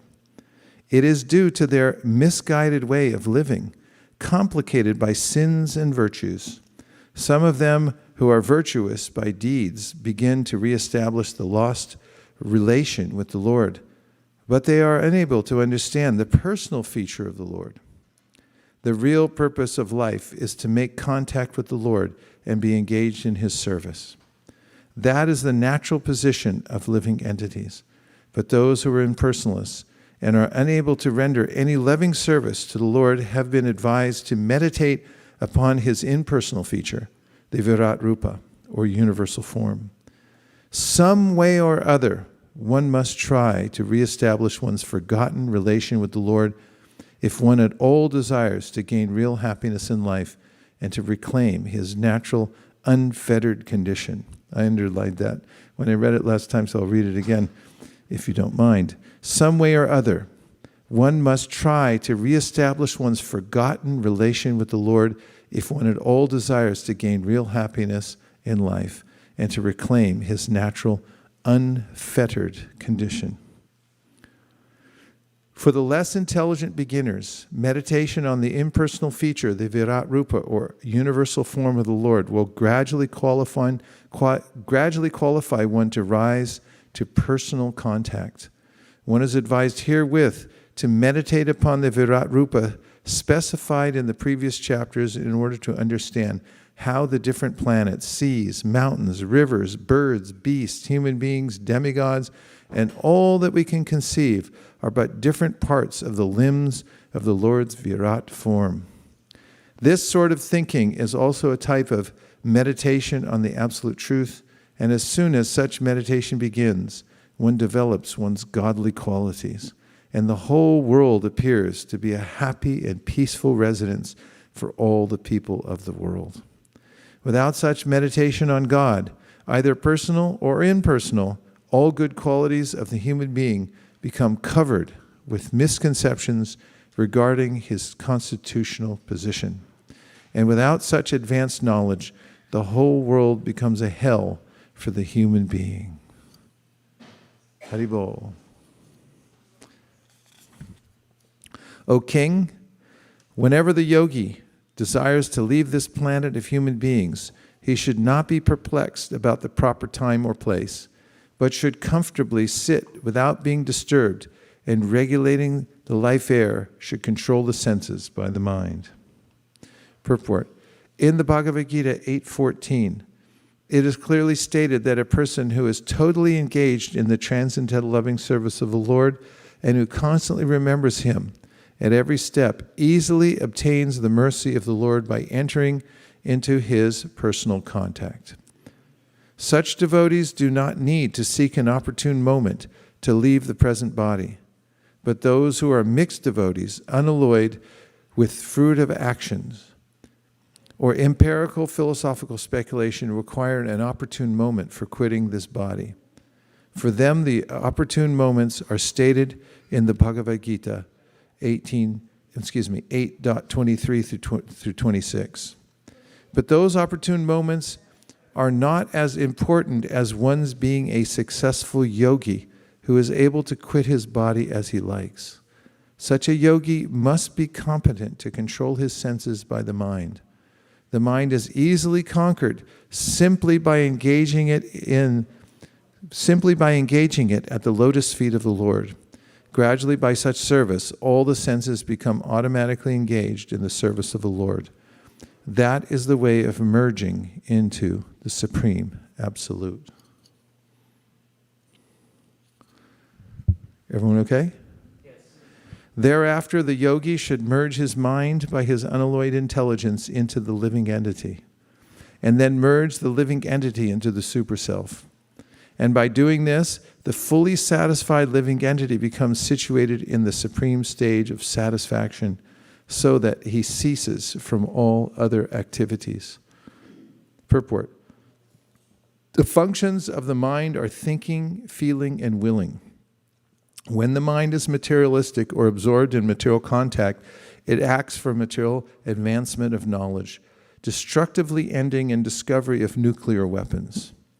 But when the mind acts under spiritual urge, it acts wonderfully for going back home, back to Godhead, for life in complete bliss and eternity. Therefore, the mind has to be manipulated by good and unalloyed intelligence. Perfect intelligence is to render service unto the Lord. One should be intelligent enough to understand that the living entity is, in all circumstances, a servant of the circumstances. One should be intelligent enough to understand that the living entity, that the living being is, in all circumstances, a servant of the circumstances. Every living being is serving the dictates of desire, anger, lust, illusion, insanity, and enviousness. All materially affected. I'll read the last sentence again because it's so sweet to hear. Every living being is serving the dictates of desire, anger, lust, illusion, insanity, and enviousness, all materially affected. But even while executing such dictations of different temperaments, he is perpetually unhappy. When one actually feels this and turns his intelligence to inquiring about it from the right sources, he gets information of the transcendental loving service of the Lord. Instead of serving materially for the above-mentioned different humors of the body, the living entity's intelligence then becomes freed from the unhappy illusion of materialistic temperament, and thus by unalloyed intelligence, the mind is brought into the service of the Lord. The Lord and his service are identical, being on the absolute plane. Therefore, the unalloyed intelligence and the mind are merged into the Lord. And thus the living entity does not remain a seer himself, but becomes seen by the Lord transcendentally. When the living entity is directly seen by the Lord dictates to him to act according to his desire.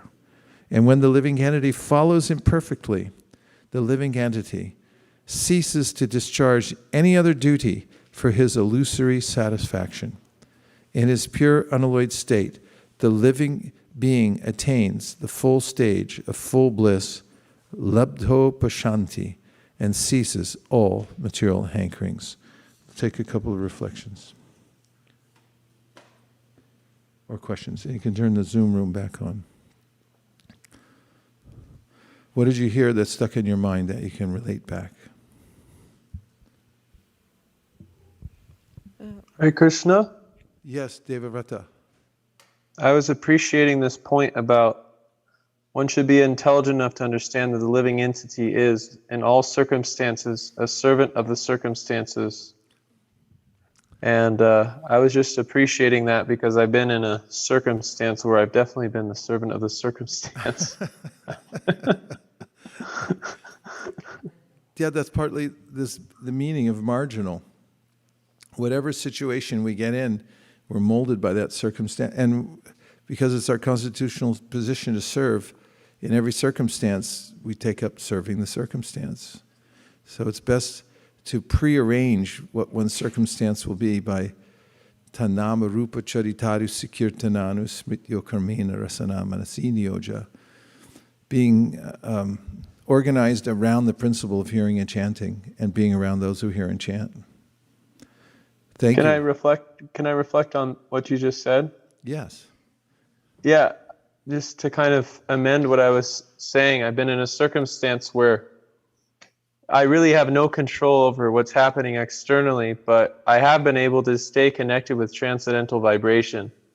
And by doing that, although the circumstances externally to anyone else, even just like reflecting on it myself, it's supposed to be a very frustrating circumstance. But because I'm able to arrange things where I am connecting with transcendental vibration on a daily basis, I become very untouched by it.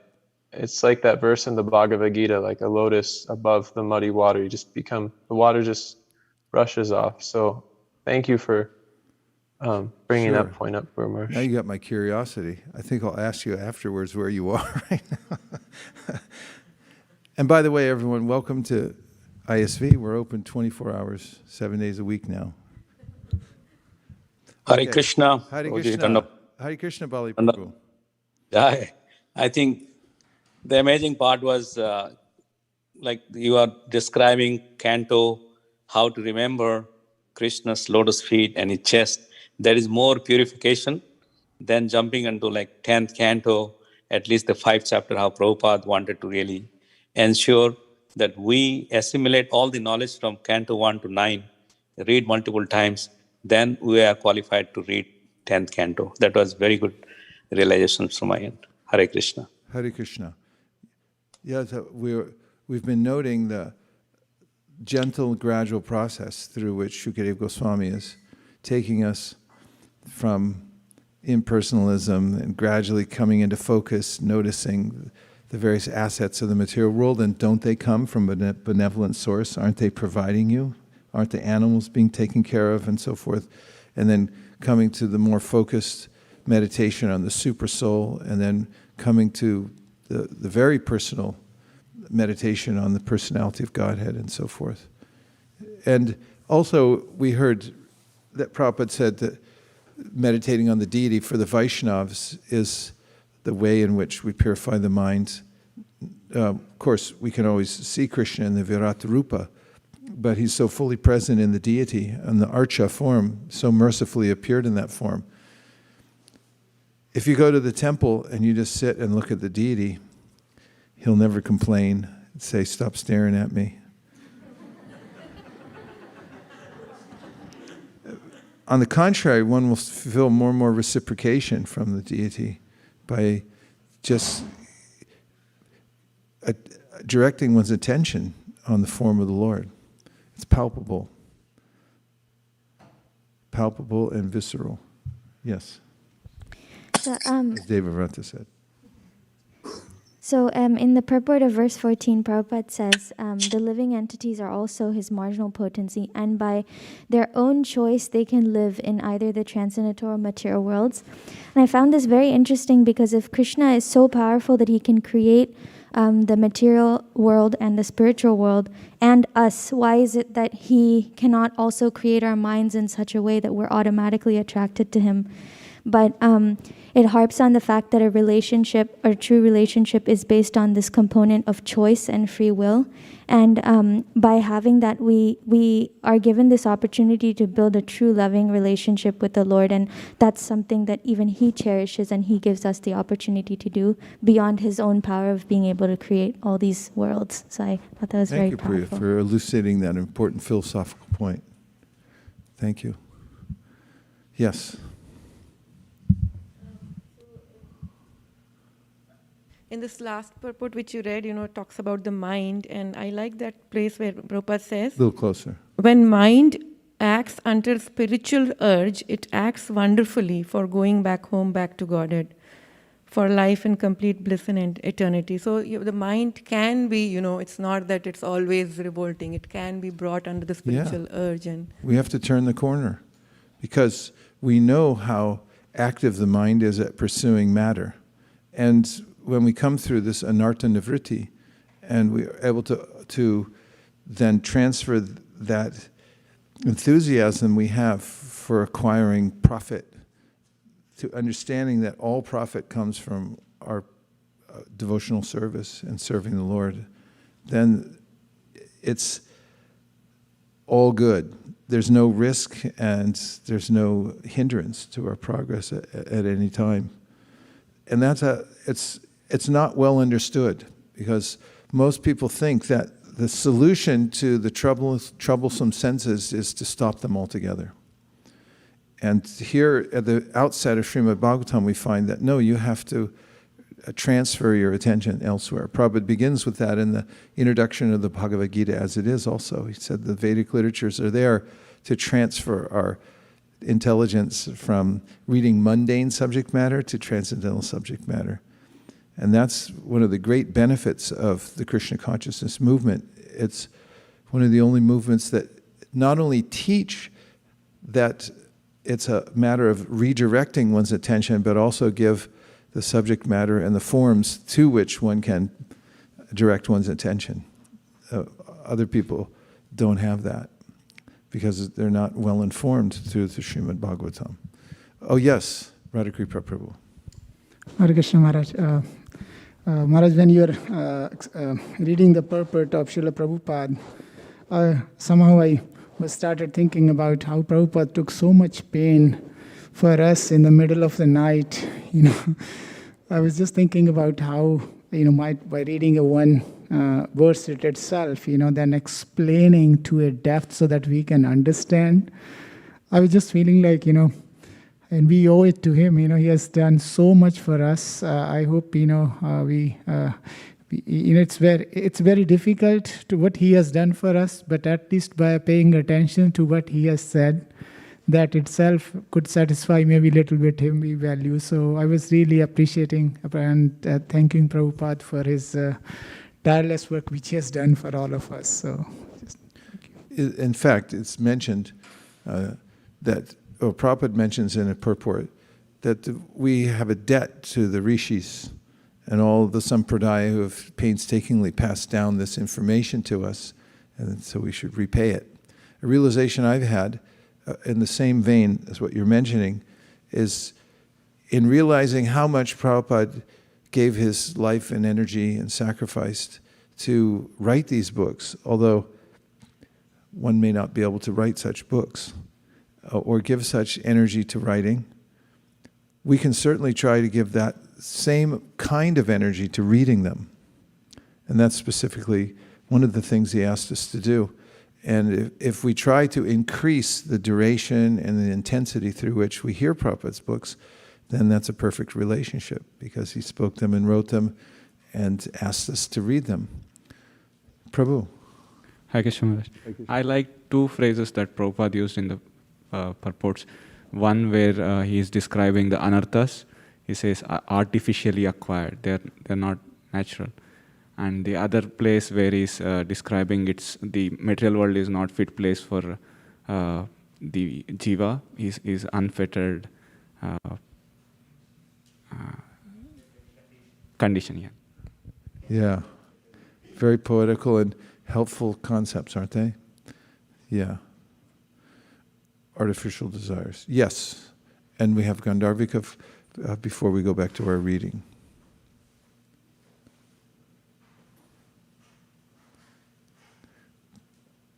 Gandharvika, are you ready? Yes, Prabhu. Okay. I have a realization and also a question, Prabhu. I'm wondering how Prabhupada is calling this as a humors of the body. Like he says, how everybody is working under the dictations of desire, anger, lust, illusion, insanity, and enviousness. Sometimes we think that, if I overcome my enemy or I get much better than my enemy, I'm happy. And we spend almost whole life in that desire or anger or enviousness. But then Prabhupada says like he's perpetually unhappy. So that's how true it is in our real lives. And then 3-4 sentences later, I just saw how Prabhupada writes that the living entity's intelligence then becomes freed from the unhappy illusion of materialistic temperament, and thus by unalloyed intelligence the mind is brought into the service of the Lord. Can you explain more on that unalloyed intelligence, Prabhu? We have heard about unalloyed love, but what is unalloyed intelligence? The senses are meant to serve Krishna. Therefore, the process of devotional service is succinctly defined in the verse, Sarvopadi vinirmuktam tapratvena nirmalam rishikena rishikesha sevanam bhaktiruchite. Krishna is called Rishikesh. He's the master of the senses. Really, he is. It's true. We're not making this up. And then when we serve Krishna with our senses, that's the purpose of the senses, because he's the master of the senses. And when we do that, our senses become purified. And in their purified state of existence, they're full of bliss, and we become fully aware of our eternal existence, and we're in our happy state.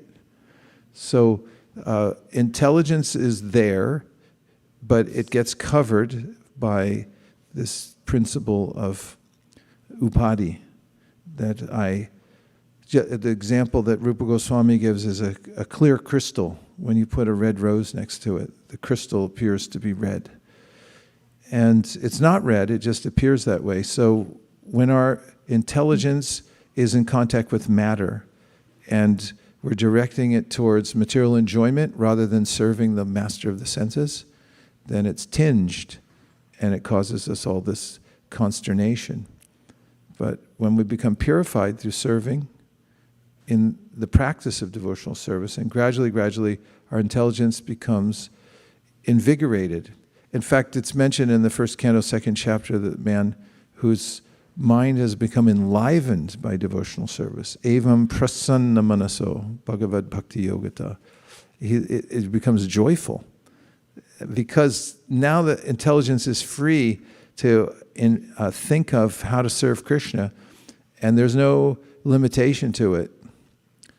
In material existence, the intelligence tinged by lust is thinking how to enjoy for myself, and there's always a ending point, which Krishna says is the source of all misery. Yahi samsparshaja bhoga tu kayonai evate adyantavanta kontea nateshu ramate buddha. The intelligence of a person who's becoming purified thinks that I don't want to engage in the material existence because it's just a botheration. Now we're going to have the Damodara-ashtakam because just after that we have a couple other duties here on the campus to do. And so what we can do is we'll just turn by, how many? 90 degrees. Turn 90 degrees, do, what direction is that? 90 degrees to the right. Unless you're in the instruments, unless you're in the musician's pit, you can stay where you are.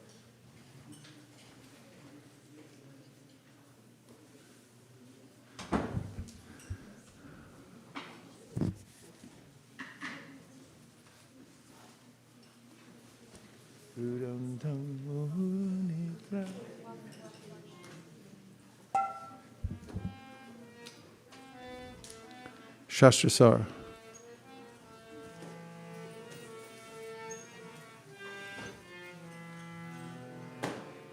Possible to get a couple more mics. Anyway, we'll just, yeah, like one on and one extra on a stand. Okay. We'll read the translation first tonight. And we need the lights lowered a little bit. And so there'll be a procession. You can come one by one or line up. And there's an achman here. Someone will put some water in your hand. And then there's lamps you can offer. And then you can deposit the lamp there. It's tradition to offer every day a lamp on Kartik to the Supreme Personality of Godhead.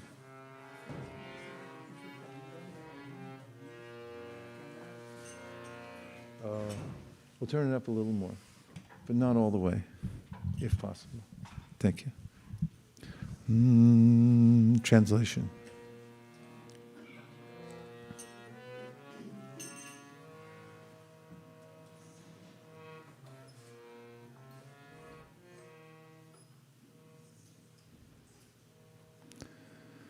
So this Damodara-ashtakam is from the Padma Purana, and it is about the pastime in which Nalakuvera and Manigriva are bathing in a beautiful pond in the heavenly planets, naked. In fact, they're sporting with young women and they're intoxicated, and when Narada Muni appears, the ladies have the good sense to cover themselves before the sage, and they start to walk away, and these two young men who are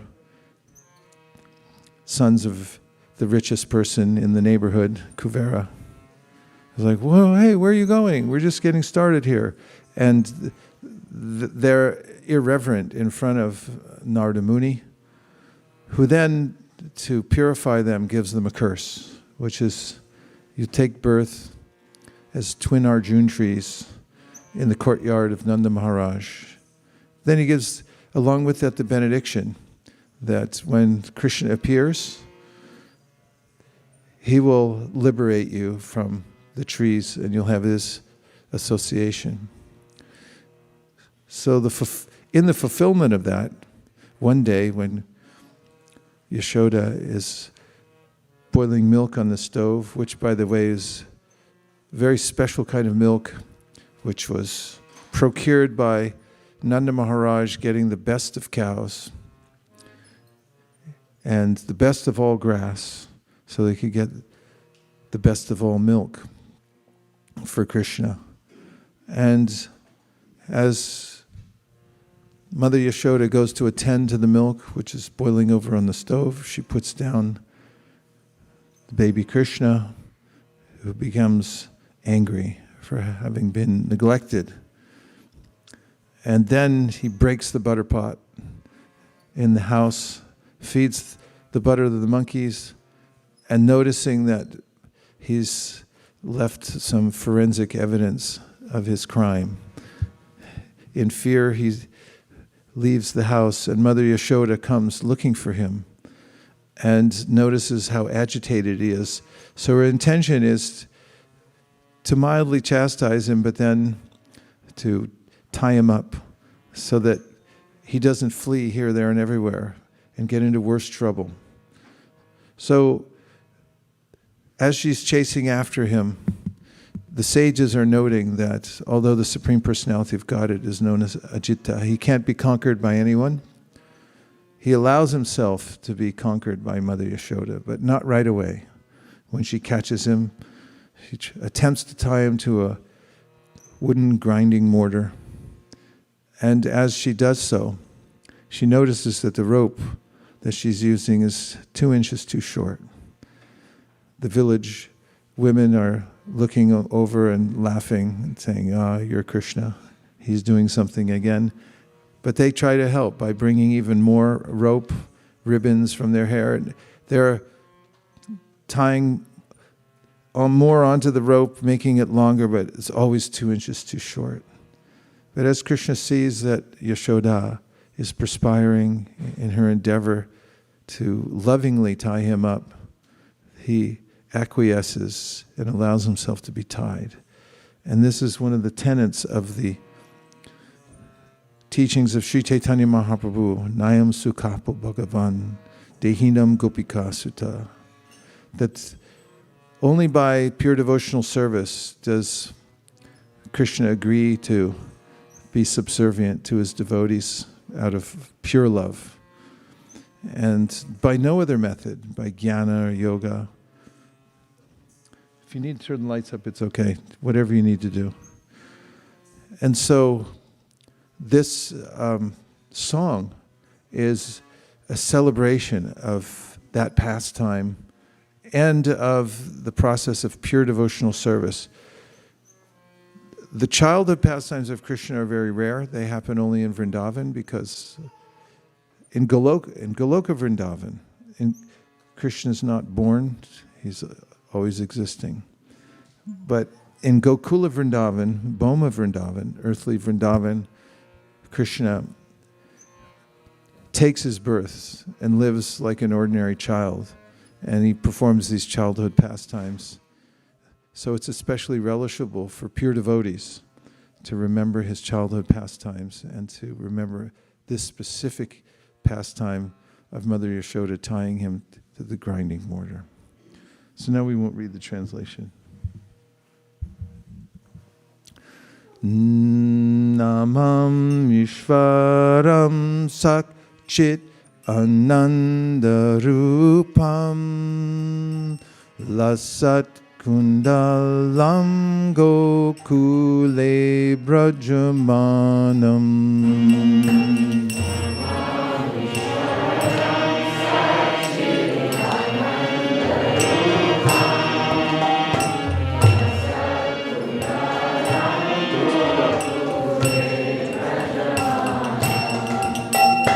Namam Ishvaram Satchit Ananda Rupam Lasat Kundalam Gokule Brajamanam.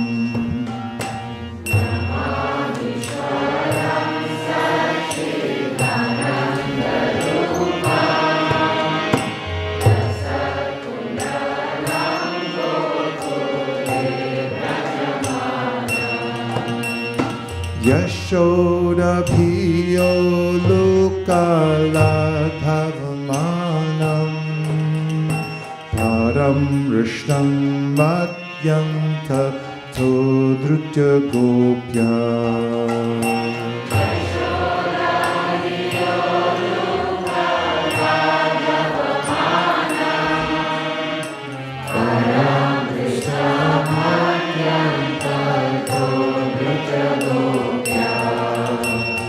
Yashoda Piyo Lukala Dhavamanam Param Vrishnam Madhyanta Todrutya Gopya.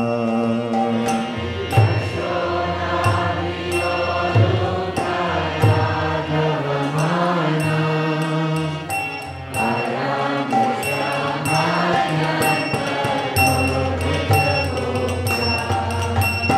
Rudantam muhurnitra jugmam brajantam karamboja yugmena satam kanetram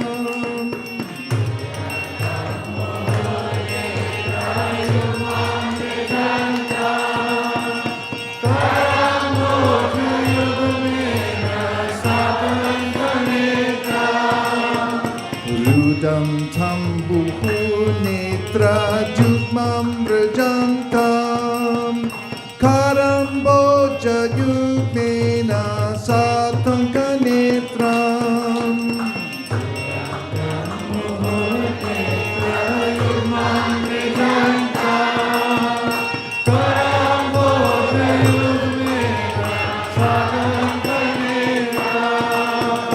Muhu Shashakam Patri Rekankakanta Stita Graivam Damodaram Bhakti Padam Muhu Shashakam Patri Rekankakanta Stita Graivam Damodaram Bhakti Padam Muhu Shashakam Patri Rekankakanta Stita Graivam Damodaram Bhakti Padam Muhu Shashakam Patri Rekankakanta Stita Graivam Damodaram Bhakti Padam Tidrik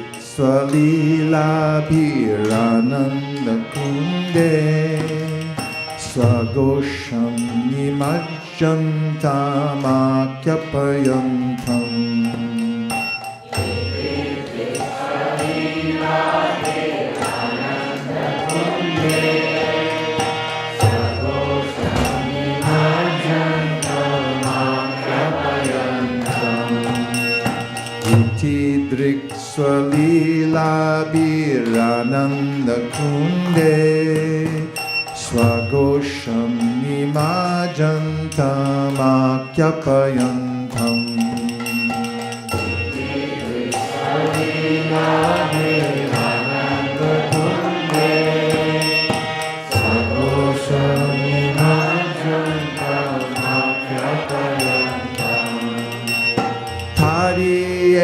Shita Yesu Bhaktir Jitatvam Guna Prematastam Shata Ritrivande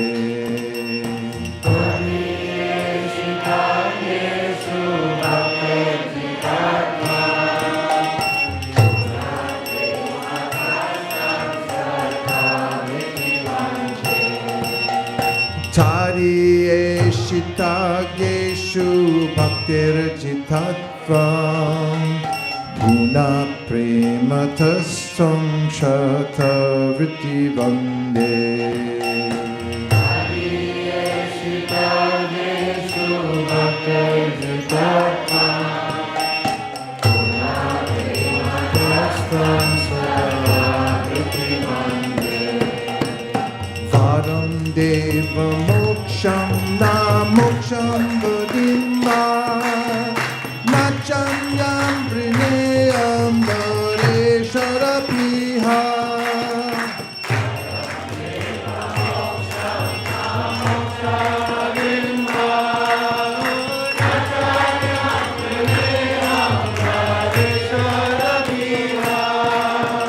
Varam Deva Moksham Na Moksham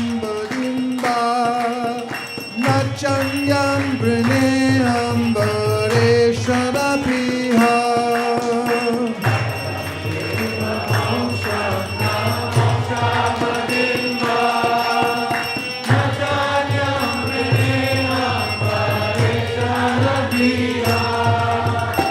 Idam Teva Purnata Gopala Balam Sada Me Manastya Virastam Kimanyai Idam Deva Purnata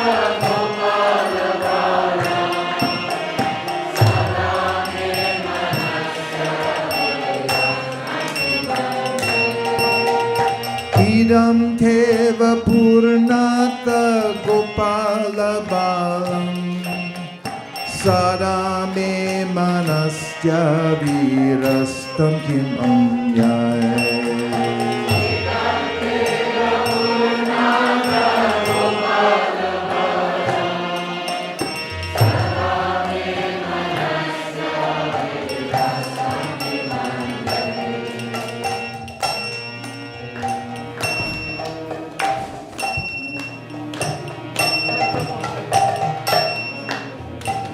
Idam te mukham bojam matyantamilai Vritam kundalai snigdharateshtakopya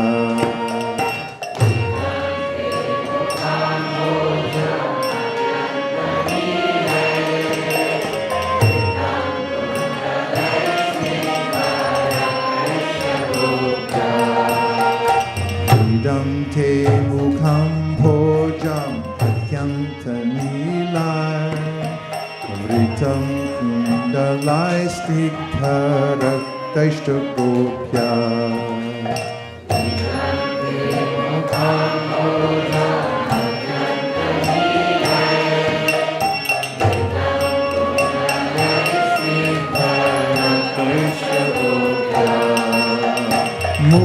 Muhushumbitam bimbaritadharam me Manastya virastamalam lakshalabhai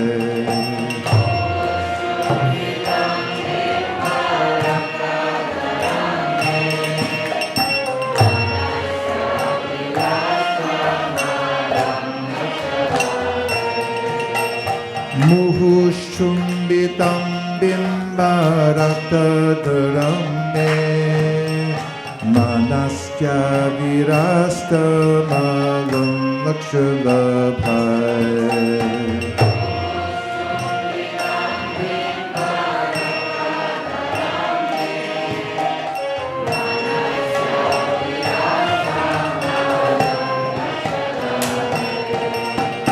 Namo Deva Damodarananta Vishna Prasida Prabodhuka Jalati Matam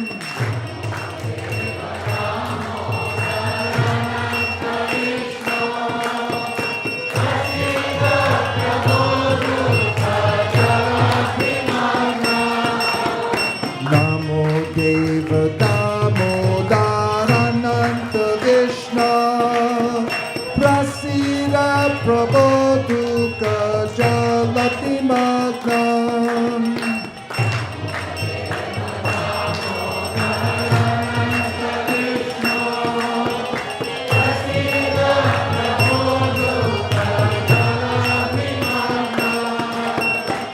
Vipadrishti Vrishchati Dinam Batanu Grihanishamamalyam Nidachidrishya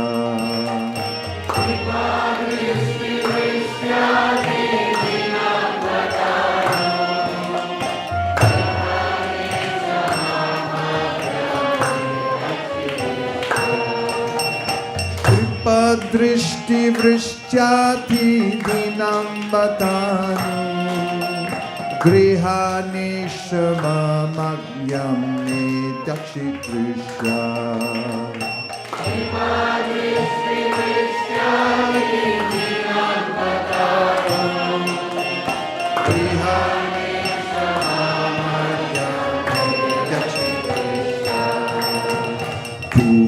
Kuveratmajao Baddha Mujjaiva Yadva Taya Mochitao Bhakti Bhajakritao Cha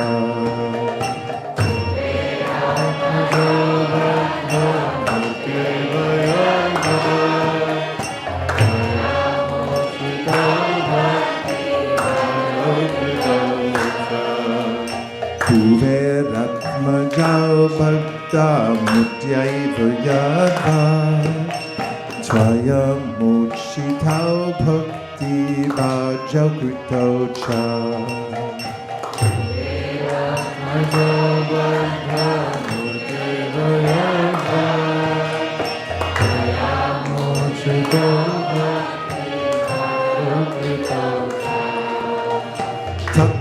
prema bhaktim swakam niprayacha namukshi graho mesti damodareha.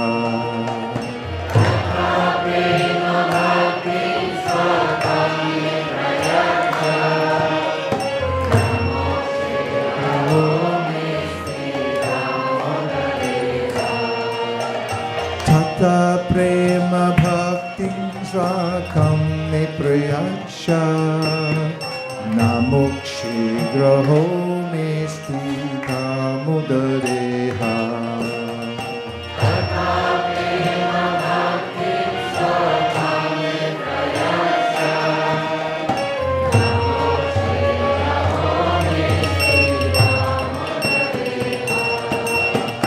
Namaste stu damne spura dhiti damne tvariyodoraya vishvasadamne.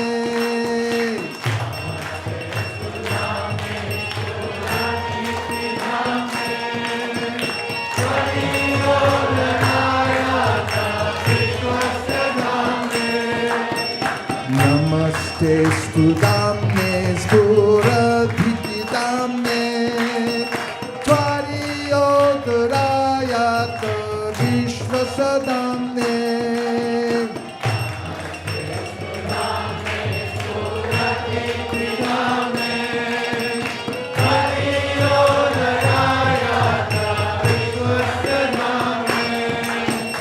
Namo radhikaya tvariya priyaya namo nantalilaya devaya tubhyam. Namo radhikaya tvariya priyaya namo nantalilaya devaya tubhyam. Namo radhikaya tvariya priyaya namo nantalilaya devaya tubhyam. Namo radhikaya tvariya priyaya namo nantalilaya devaya tubhyam. Hare Krishna Krishna Krishna Hare Hare Hare Rama Hare Rama Rama Rama Hare Hare.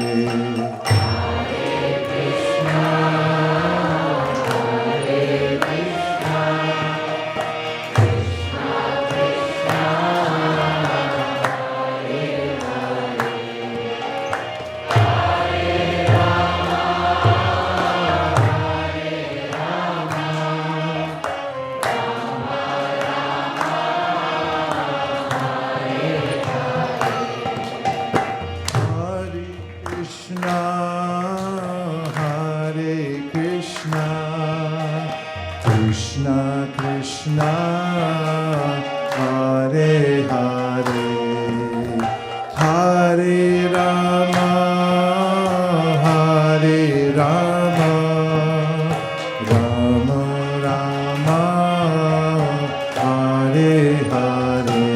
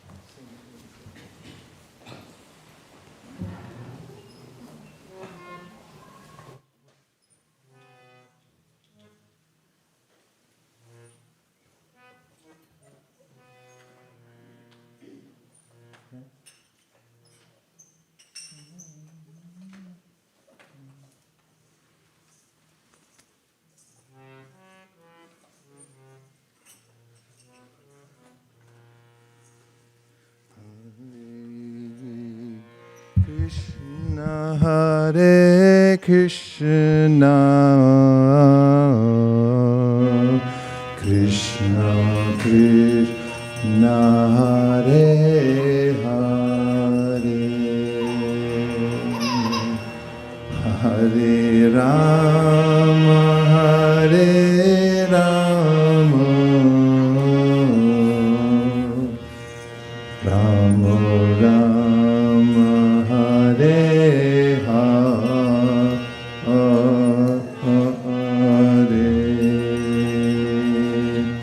Hare Krishna Hare Krishna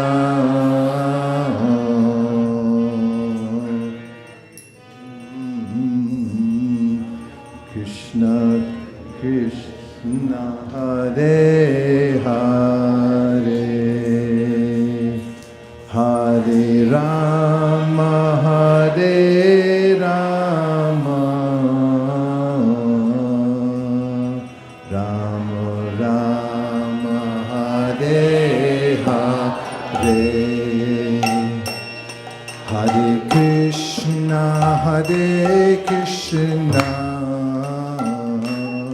Krishna Krishna Hare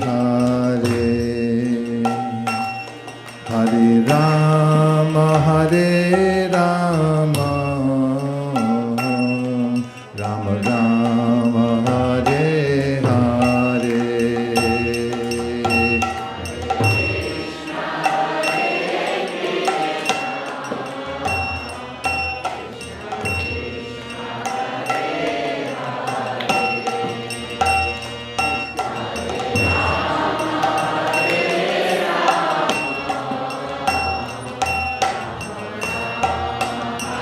Hare Hare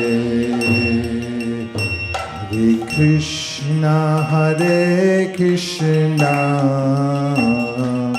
Krishna Krishna Hare Hare Hare Rama Hare Rama Rama Rama Hare Hare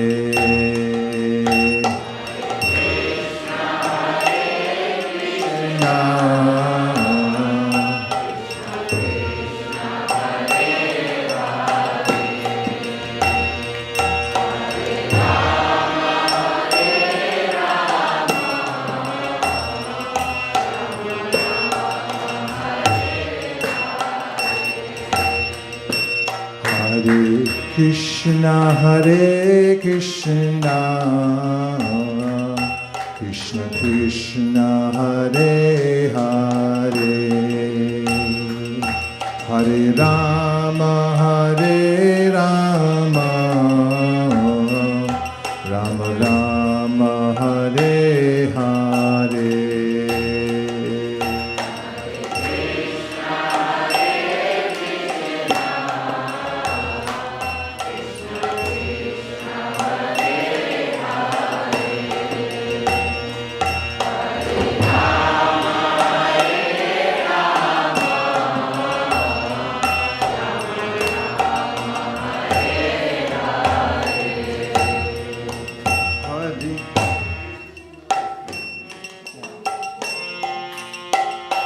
Hare Krishna Hare Krishna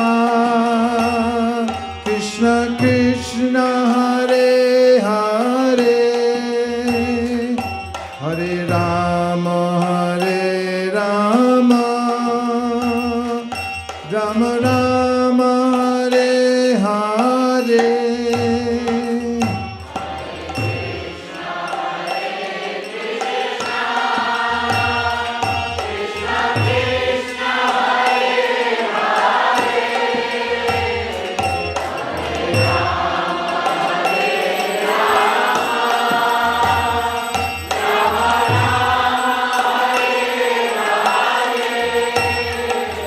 Hare Krishna Hare Krishna Krishna Krishna Hare Hare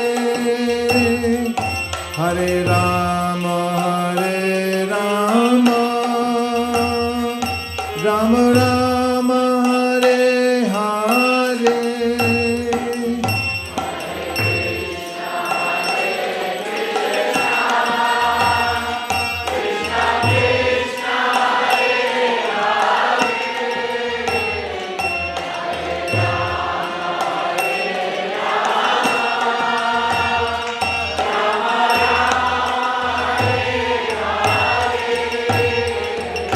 Hare Krishna Hare Krishna Krishna Krishna Hare Hare Hare Rama Hare Rama Rama Rama Hare Hare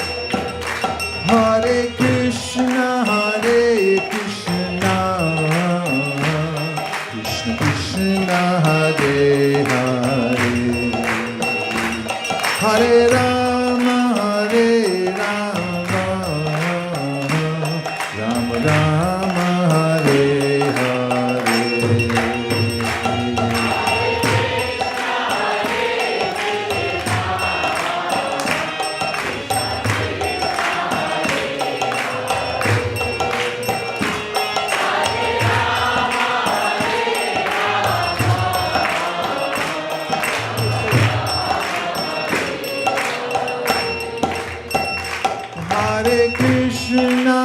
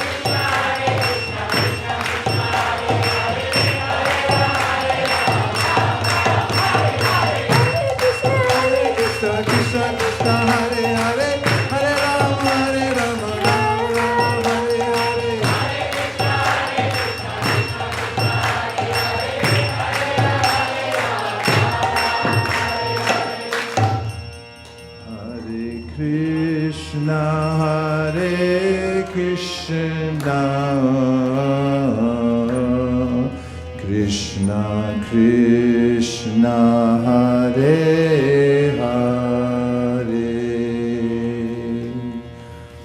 Hare Rama,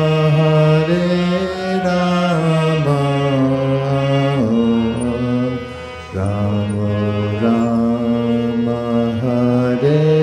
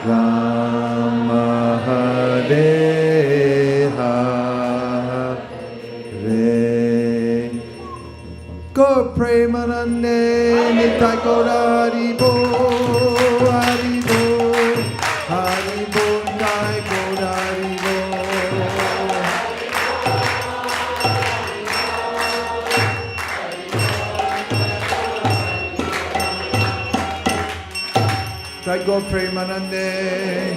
And now we're going to clear the dance floor and we're going to have the evening artik. Hare Krishna. Thank you very much, everybody. We'll start the readings up again on Friday night, right here. Please join us. Thank you. Hare Krishna.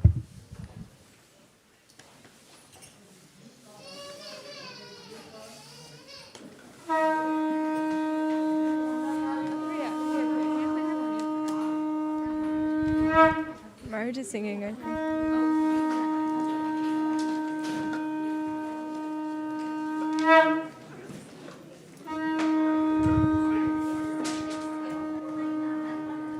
What?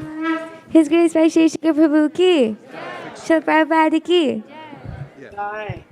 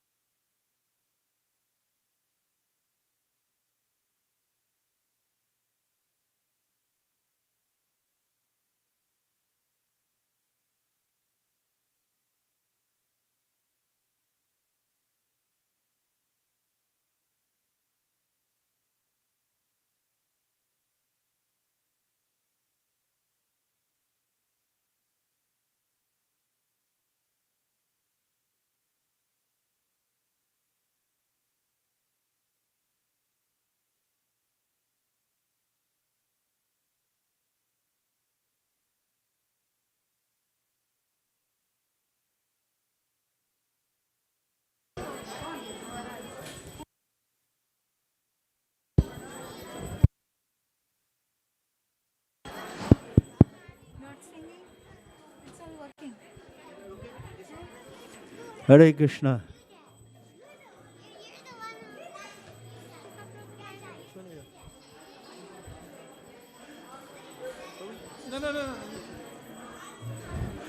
Kiba jayo jayo gora chade aroti ko shobha.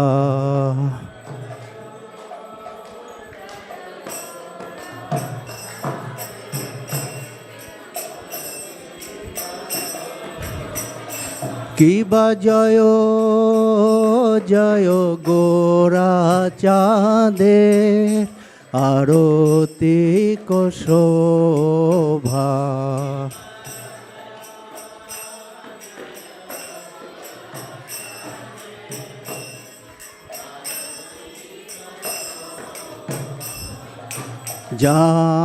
Janobhi tato bane Jagomano lobhai.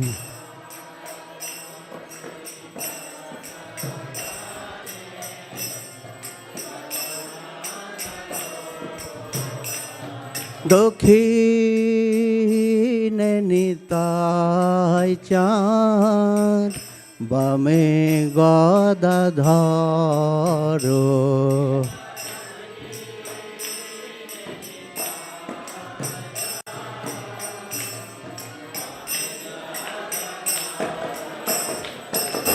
Nikate akaito srini vaso chhatradharo.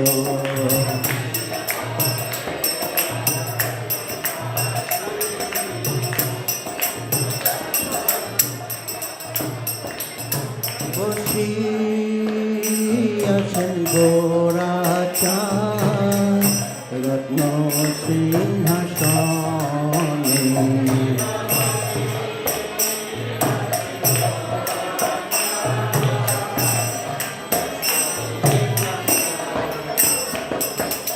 Aroti kare na Brahma adi devagani.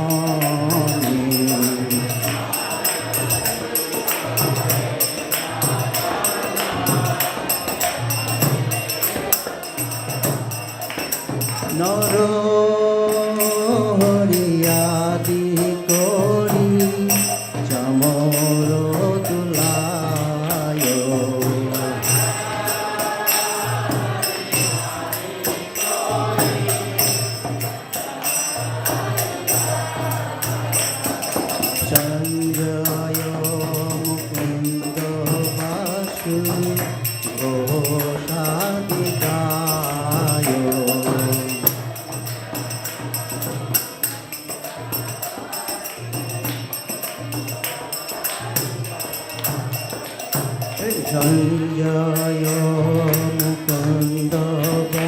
কিছু ঘোষাদি গায়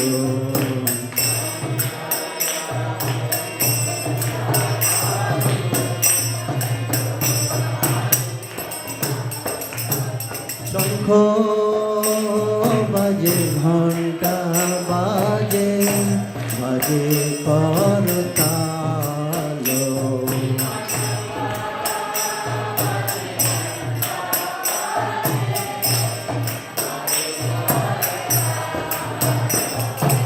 মধুর মৃদঙ্গ বাজে পরম রসাল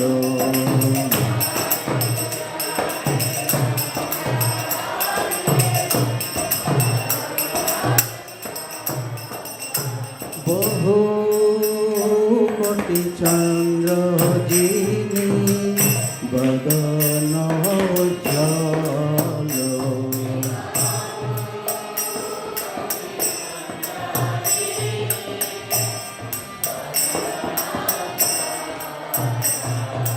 গল দেশে বনমালা করে ঝলমল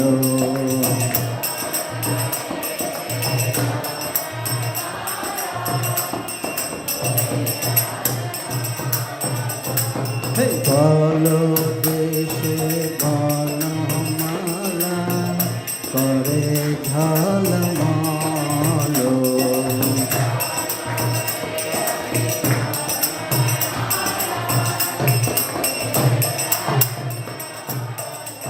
শিব সুখ নারদ প্রেমে গদ গদ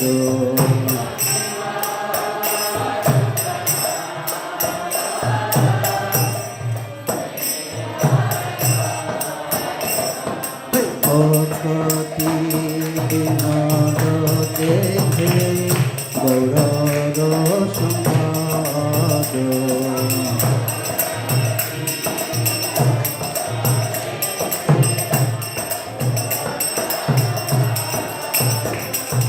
ভক্তি বিনোদ দেখে গৌরব সম্পদ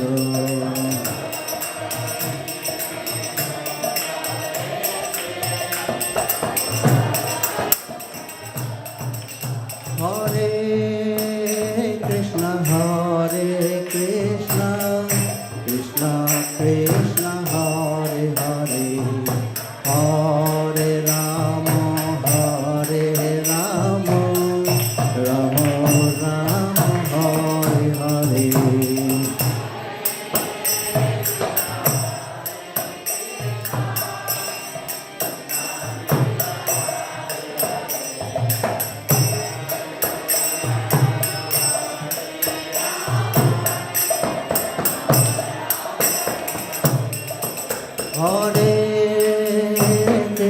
Hare Krishna, Krishna Krishna, Hare Hare, Hare Rama,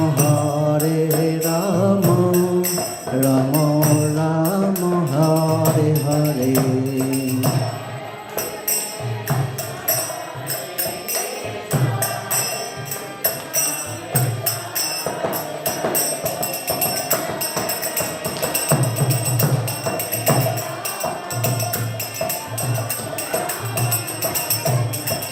Nitai Gaura Hari Bol, Hari Bol, Hari Bol, Nitai Gaura Hari Bol.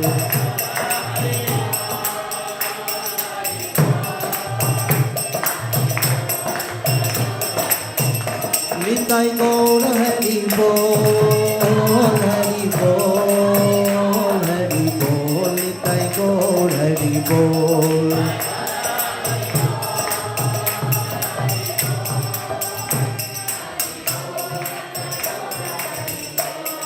जय राधा मदन मोहन की। हरे कृष्णा कृष्ण कृष्ण हरे हरे, हरे Ram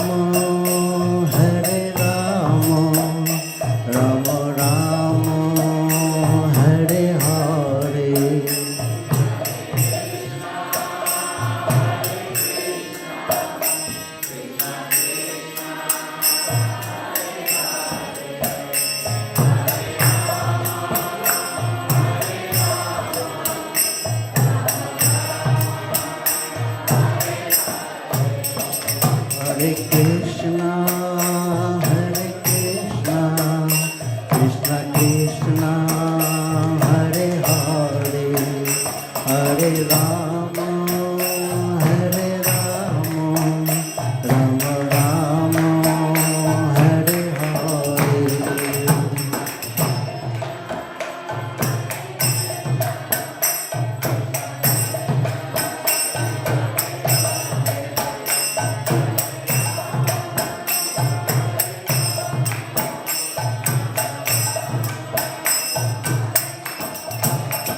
Hare Krishna,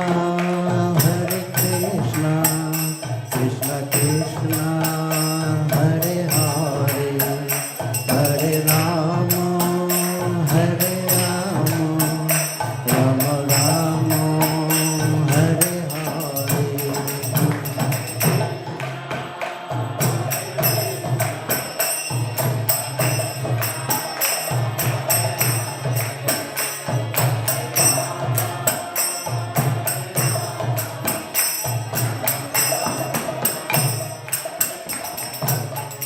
Hare Krishna, Krishna Krishna, Hare Hare, Hare Rama, Rama Rama, Hare Hare.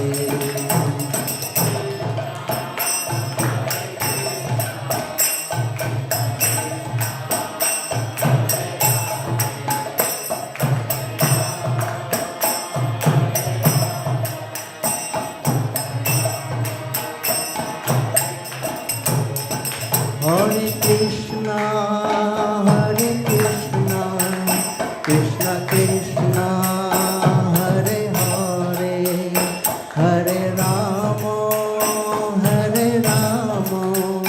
Rama Rama, Hare Hare.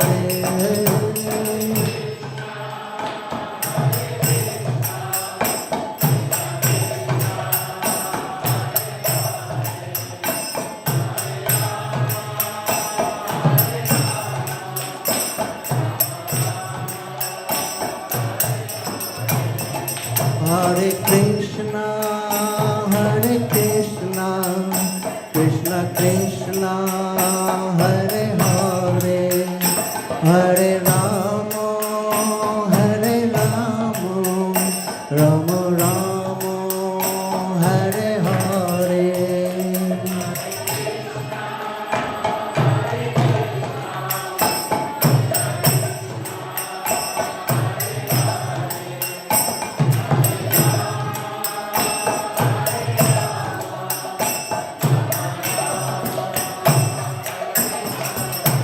Hare Krishna, Krishna Krishna, Hare Hare, Hare Rama, Rama Rama, Hare Hare.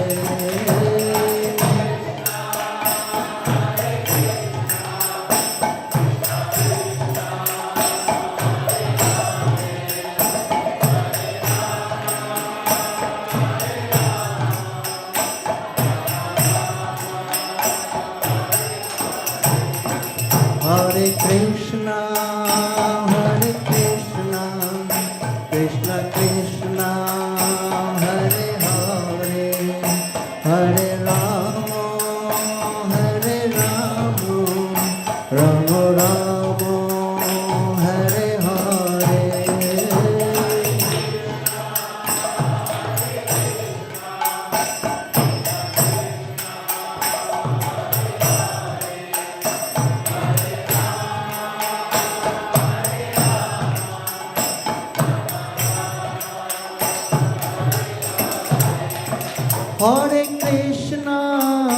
Hare Krishna, Krishna Krishna, Hare Hare, Hare Rama, Rama Rama, Hare Hare. Krishna, Hare Krishna,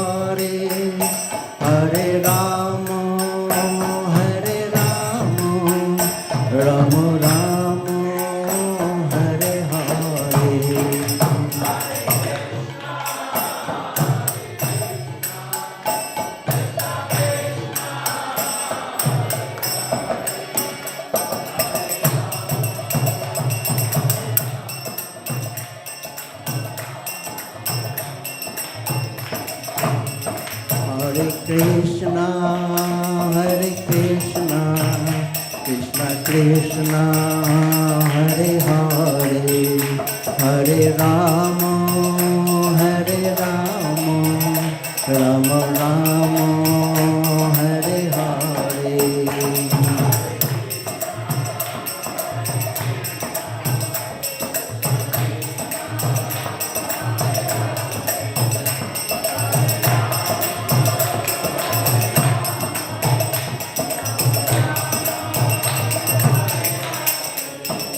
Hare Krishna, Hare Krishna, Krishna Krishna, Hare Hare, Hare Rama, Hare Rama, Rama Rama, Hare Hare.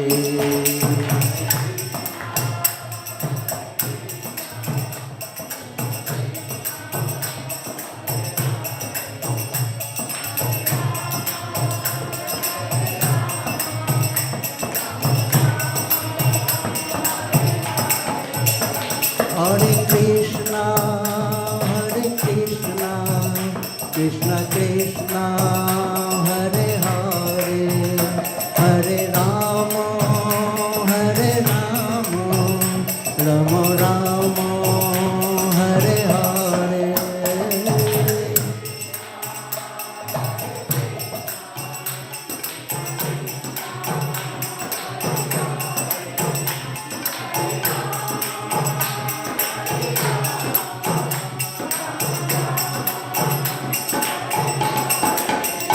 Hare Krishna, Hare Krishna, Krishna Krishna, Hare Hare, Hare Rama, Hare Rama, Rama Rama, Hare Hare.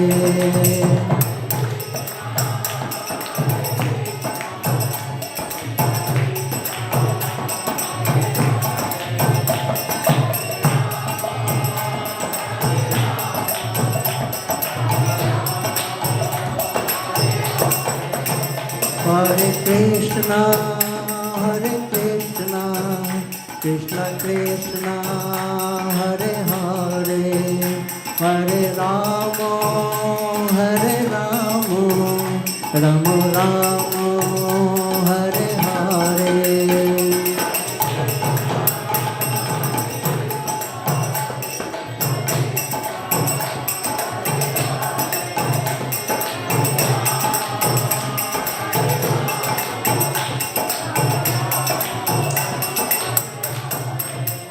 Hare Krishna, Hare Krishna, Krishna Krishna, Hare Hare, Hare Rama, Hare Rama, Rama Rama, Hare Hare. Hare Bol.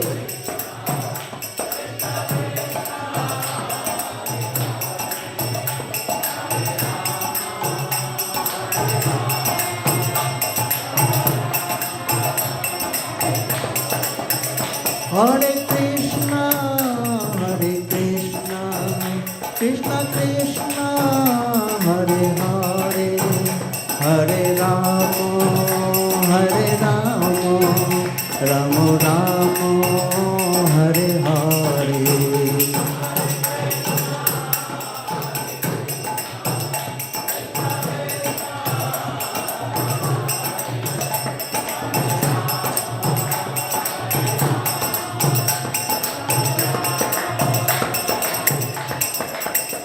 Hare Krishna, Hare Krishna, Krishna Krishna, Hare Hare, Hare Rama, Hare Rama, Rama Rama, Hare Hare.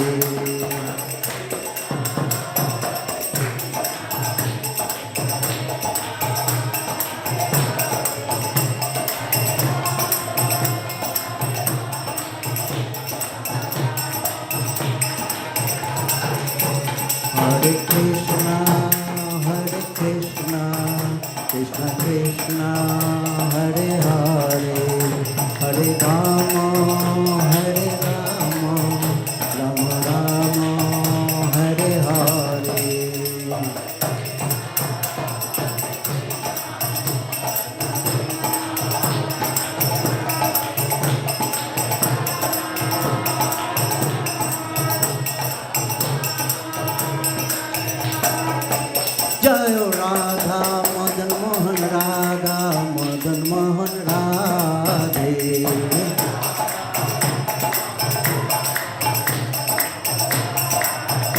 जय राधा मदन मोहन राधा मदन मोहन राधे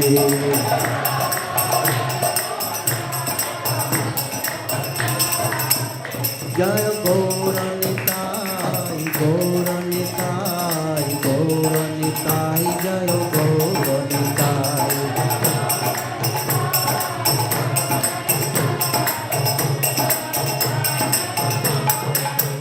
जय जय प्रभुपाद प्रभुपाद प्रभुपाद जय जय प्रभुपाद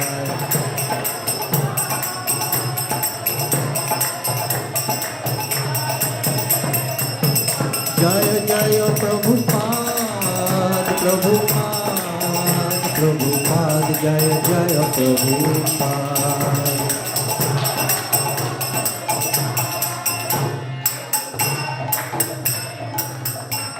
जय राधा मदन मोहन की जय पंचतत्व की जय नृसिंहदेव भगवान की जय ओम विष्णुपाद परमहंस परिव्राजकाचार्य अष्टोत्तर शतश्री अभय चरणार वृंद भक्ति वेदांत स्वामी शिल प्रभुपाद की जय ओम विष्णुपाद परमहंस परिव्राजकाचार्य अष्टोत्तर शतश्री भक्ति सिद्धांत सरस्वती ठाकुर की नामाचार्य शिल हरिदास ठाकुर की प्रेम से कहो श्री कृष्ण चैतन्य प्रभु नित्यानंद श्री अद्वैत गदाधर श्री वासादि श्री गौर भक्तबिंद की श्री श्री राधा कृष्ण गोप गोपीनाथ श्याम कुंड राधा कुंड गिरि गोवर्धन की वृंदावन मथुरा धाम की जगन्नाथपुरी धाम की मायापुर नवद्वीप धाम की गंगा माई जमुना माई की तुलसी महारानी की समवेत भक्तबिंद की all glories to the assembled devotees, all glories to the assembled devotees,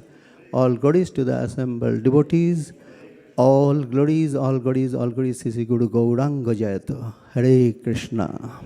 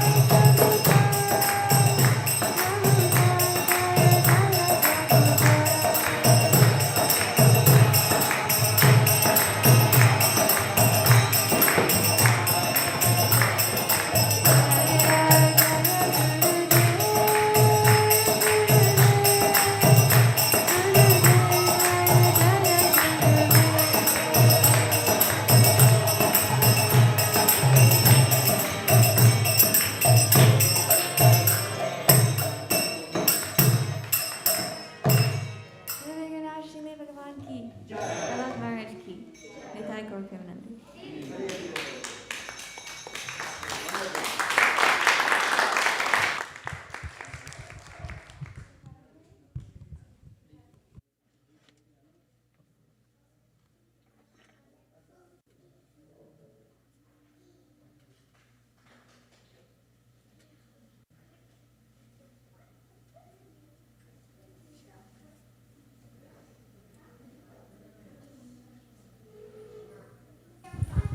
Hare Krishna. Yep, it's working today. Hare Bol, everyone. Thank you again for joining into the wonderful Damodara-ashtakam we did, and Srimad Bhagavatam reading by Sri Vaisesika Prabhu. So please give a round of applause. Hari Hari, Hari Bol, Hari Bol, Hari Bol, Hare Krishna. Hari Bol. And followed by wonderful Gaura Arti from Vishwapati Nityananda Prabhu, very melodious. And followed by Nishingadev prayer from Gita Priya. And please keep coming. Every evening we'll have, offering ghee lamp, and we'll have Aarti to Damodar. This is Damodar month, and it will continue till 18th of November. And the Bhagavatam reading will by Vaisesika Prabhu will continue till 2nd. If you are getting inspired by listening to Bhagavatam, and if you are a newcomer, you don't know, I will strongly suggest that you take one set to your home. You will feel peace. It's a wonderful book. It's actually all the Vedas, all the knowledge of Vedas are kind of in a very simple, illustrative format. It has been explained in Bhagavatam. All the knowledge of Vedas are there in Brahma Sutra, and it has been, Brahma Sutra is very difficult to understand. Bhagavatam is very easy to understand. So please make sure that you take one copy or one set of Bhagavatam. What's that? Oh,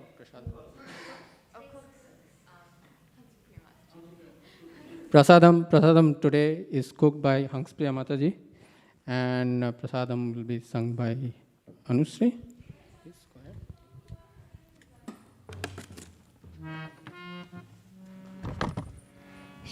Sharira Vidyaja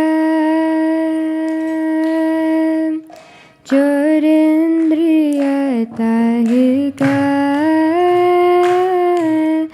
Jive Vile Vishaya Sagorin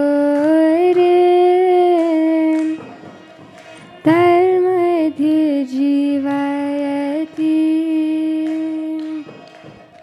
Lobhomai Sudurmati Takijita Katina Samsarin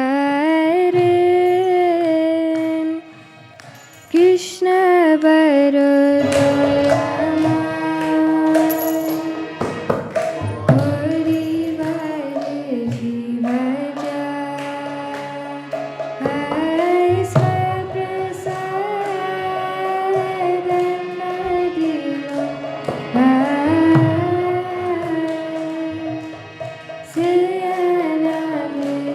Siyanamitabam Radha Krishna Gunaga Hote Mera Goshi Chaitanya Nita Premera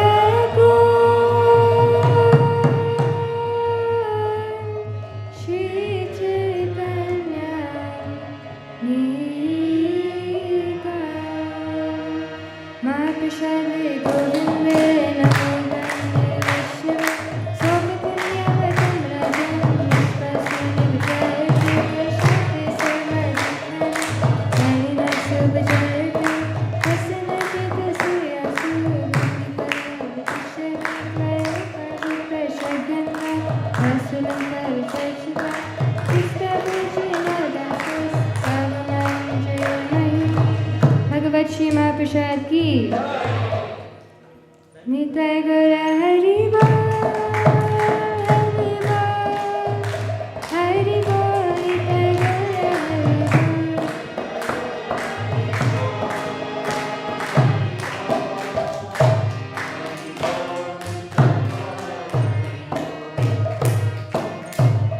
Please come take prasadam. Prasadam will be served in 2 gopals.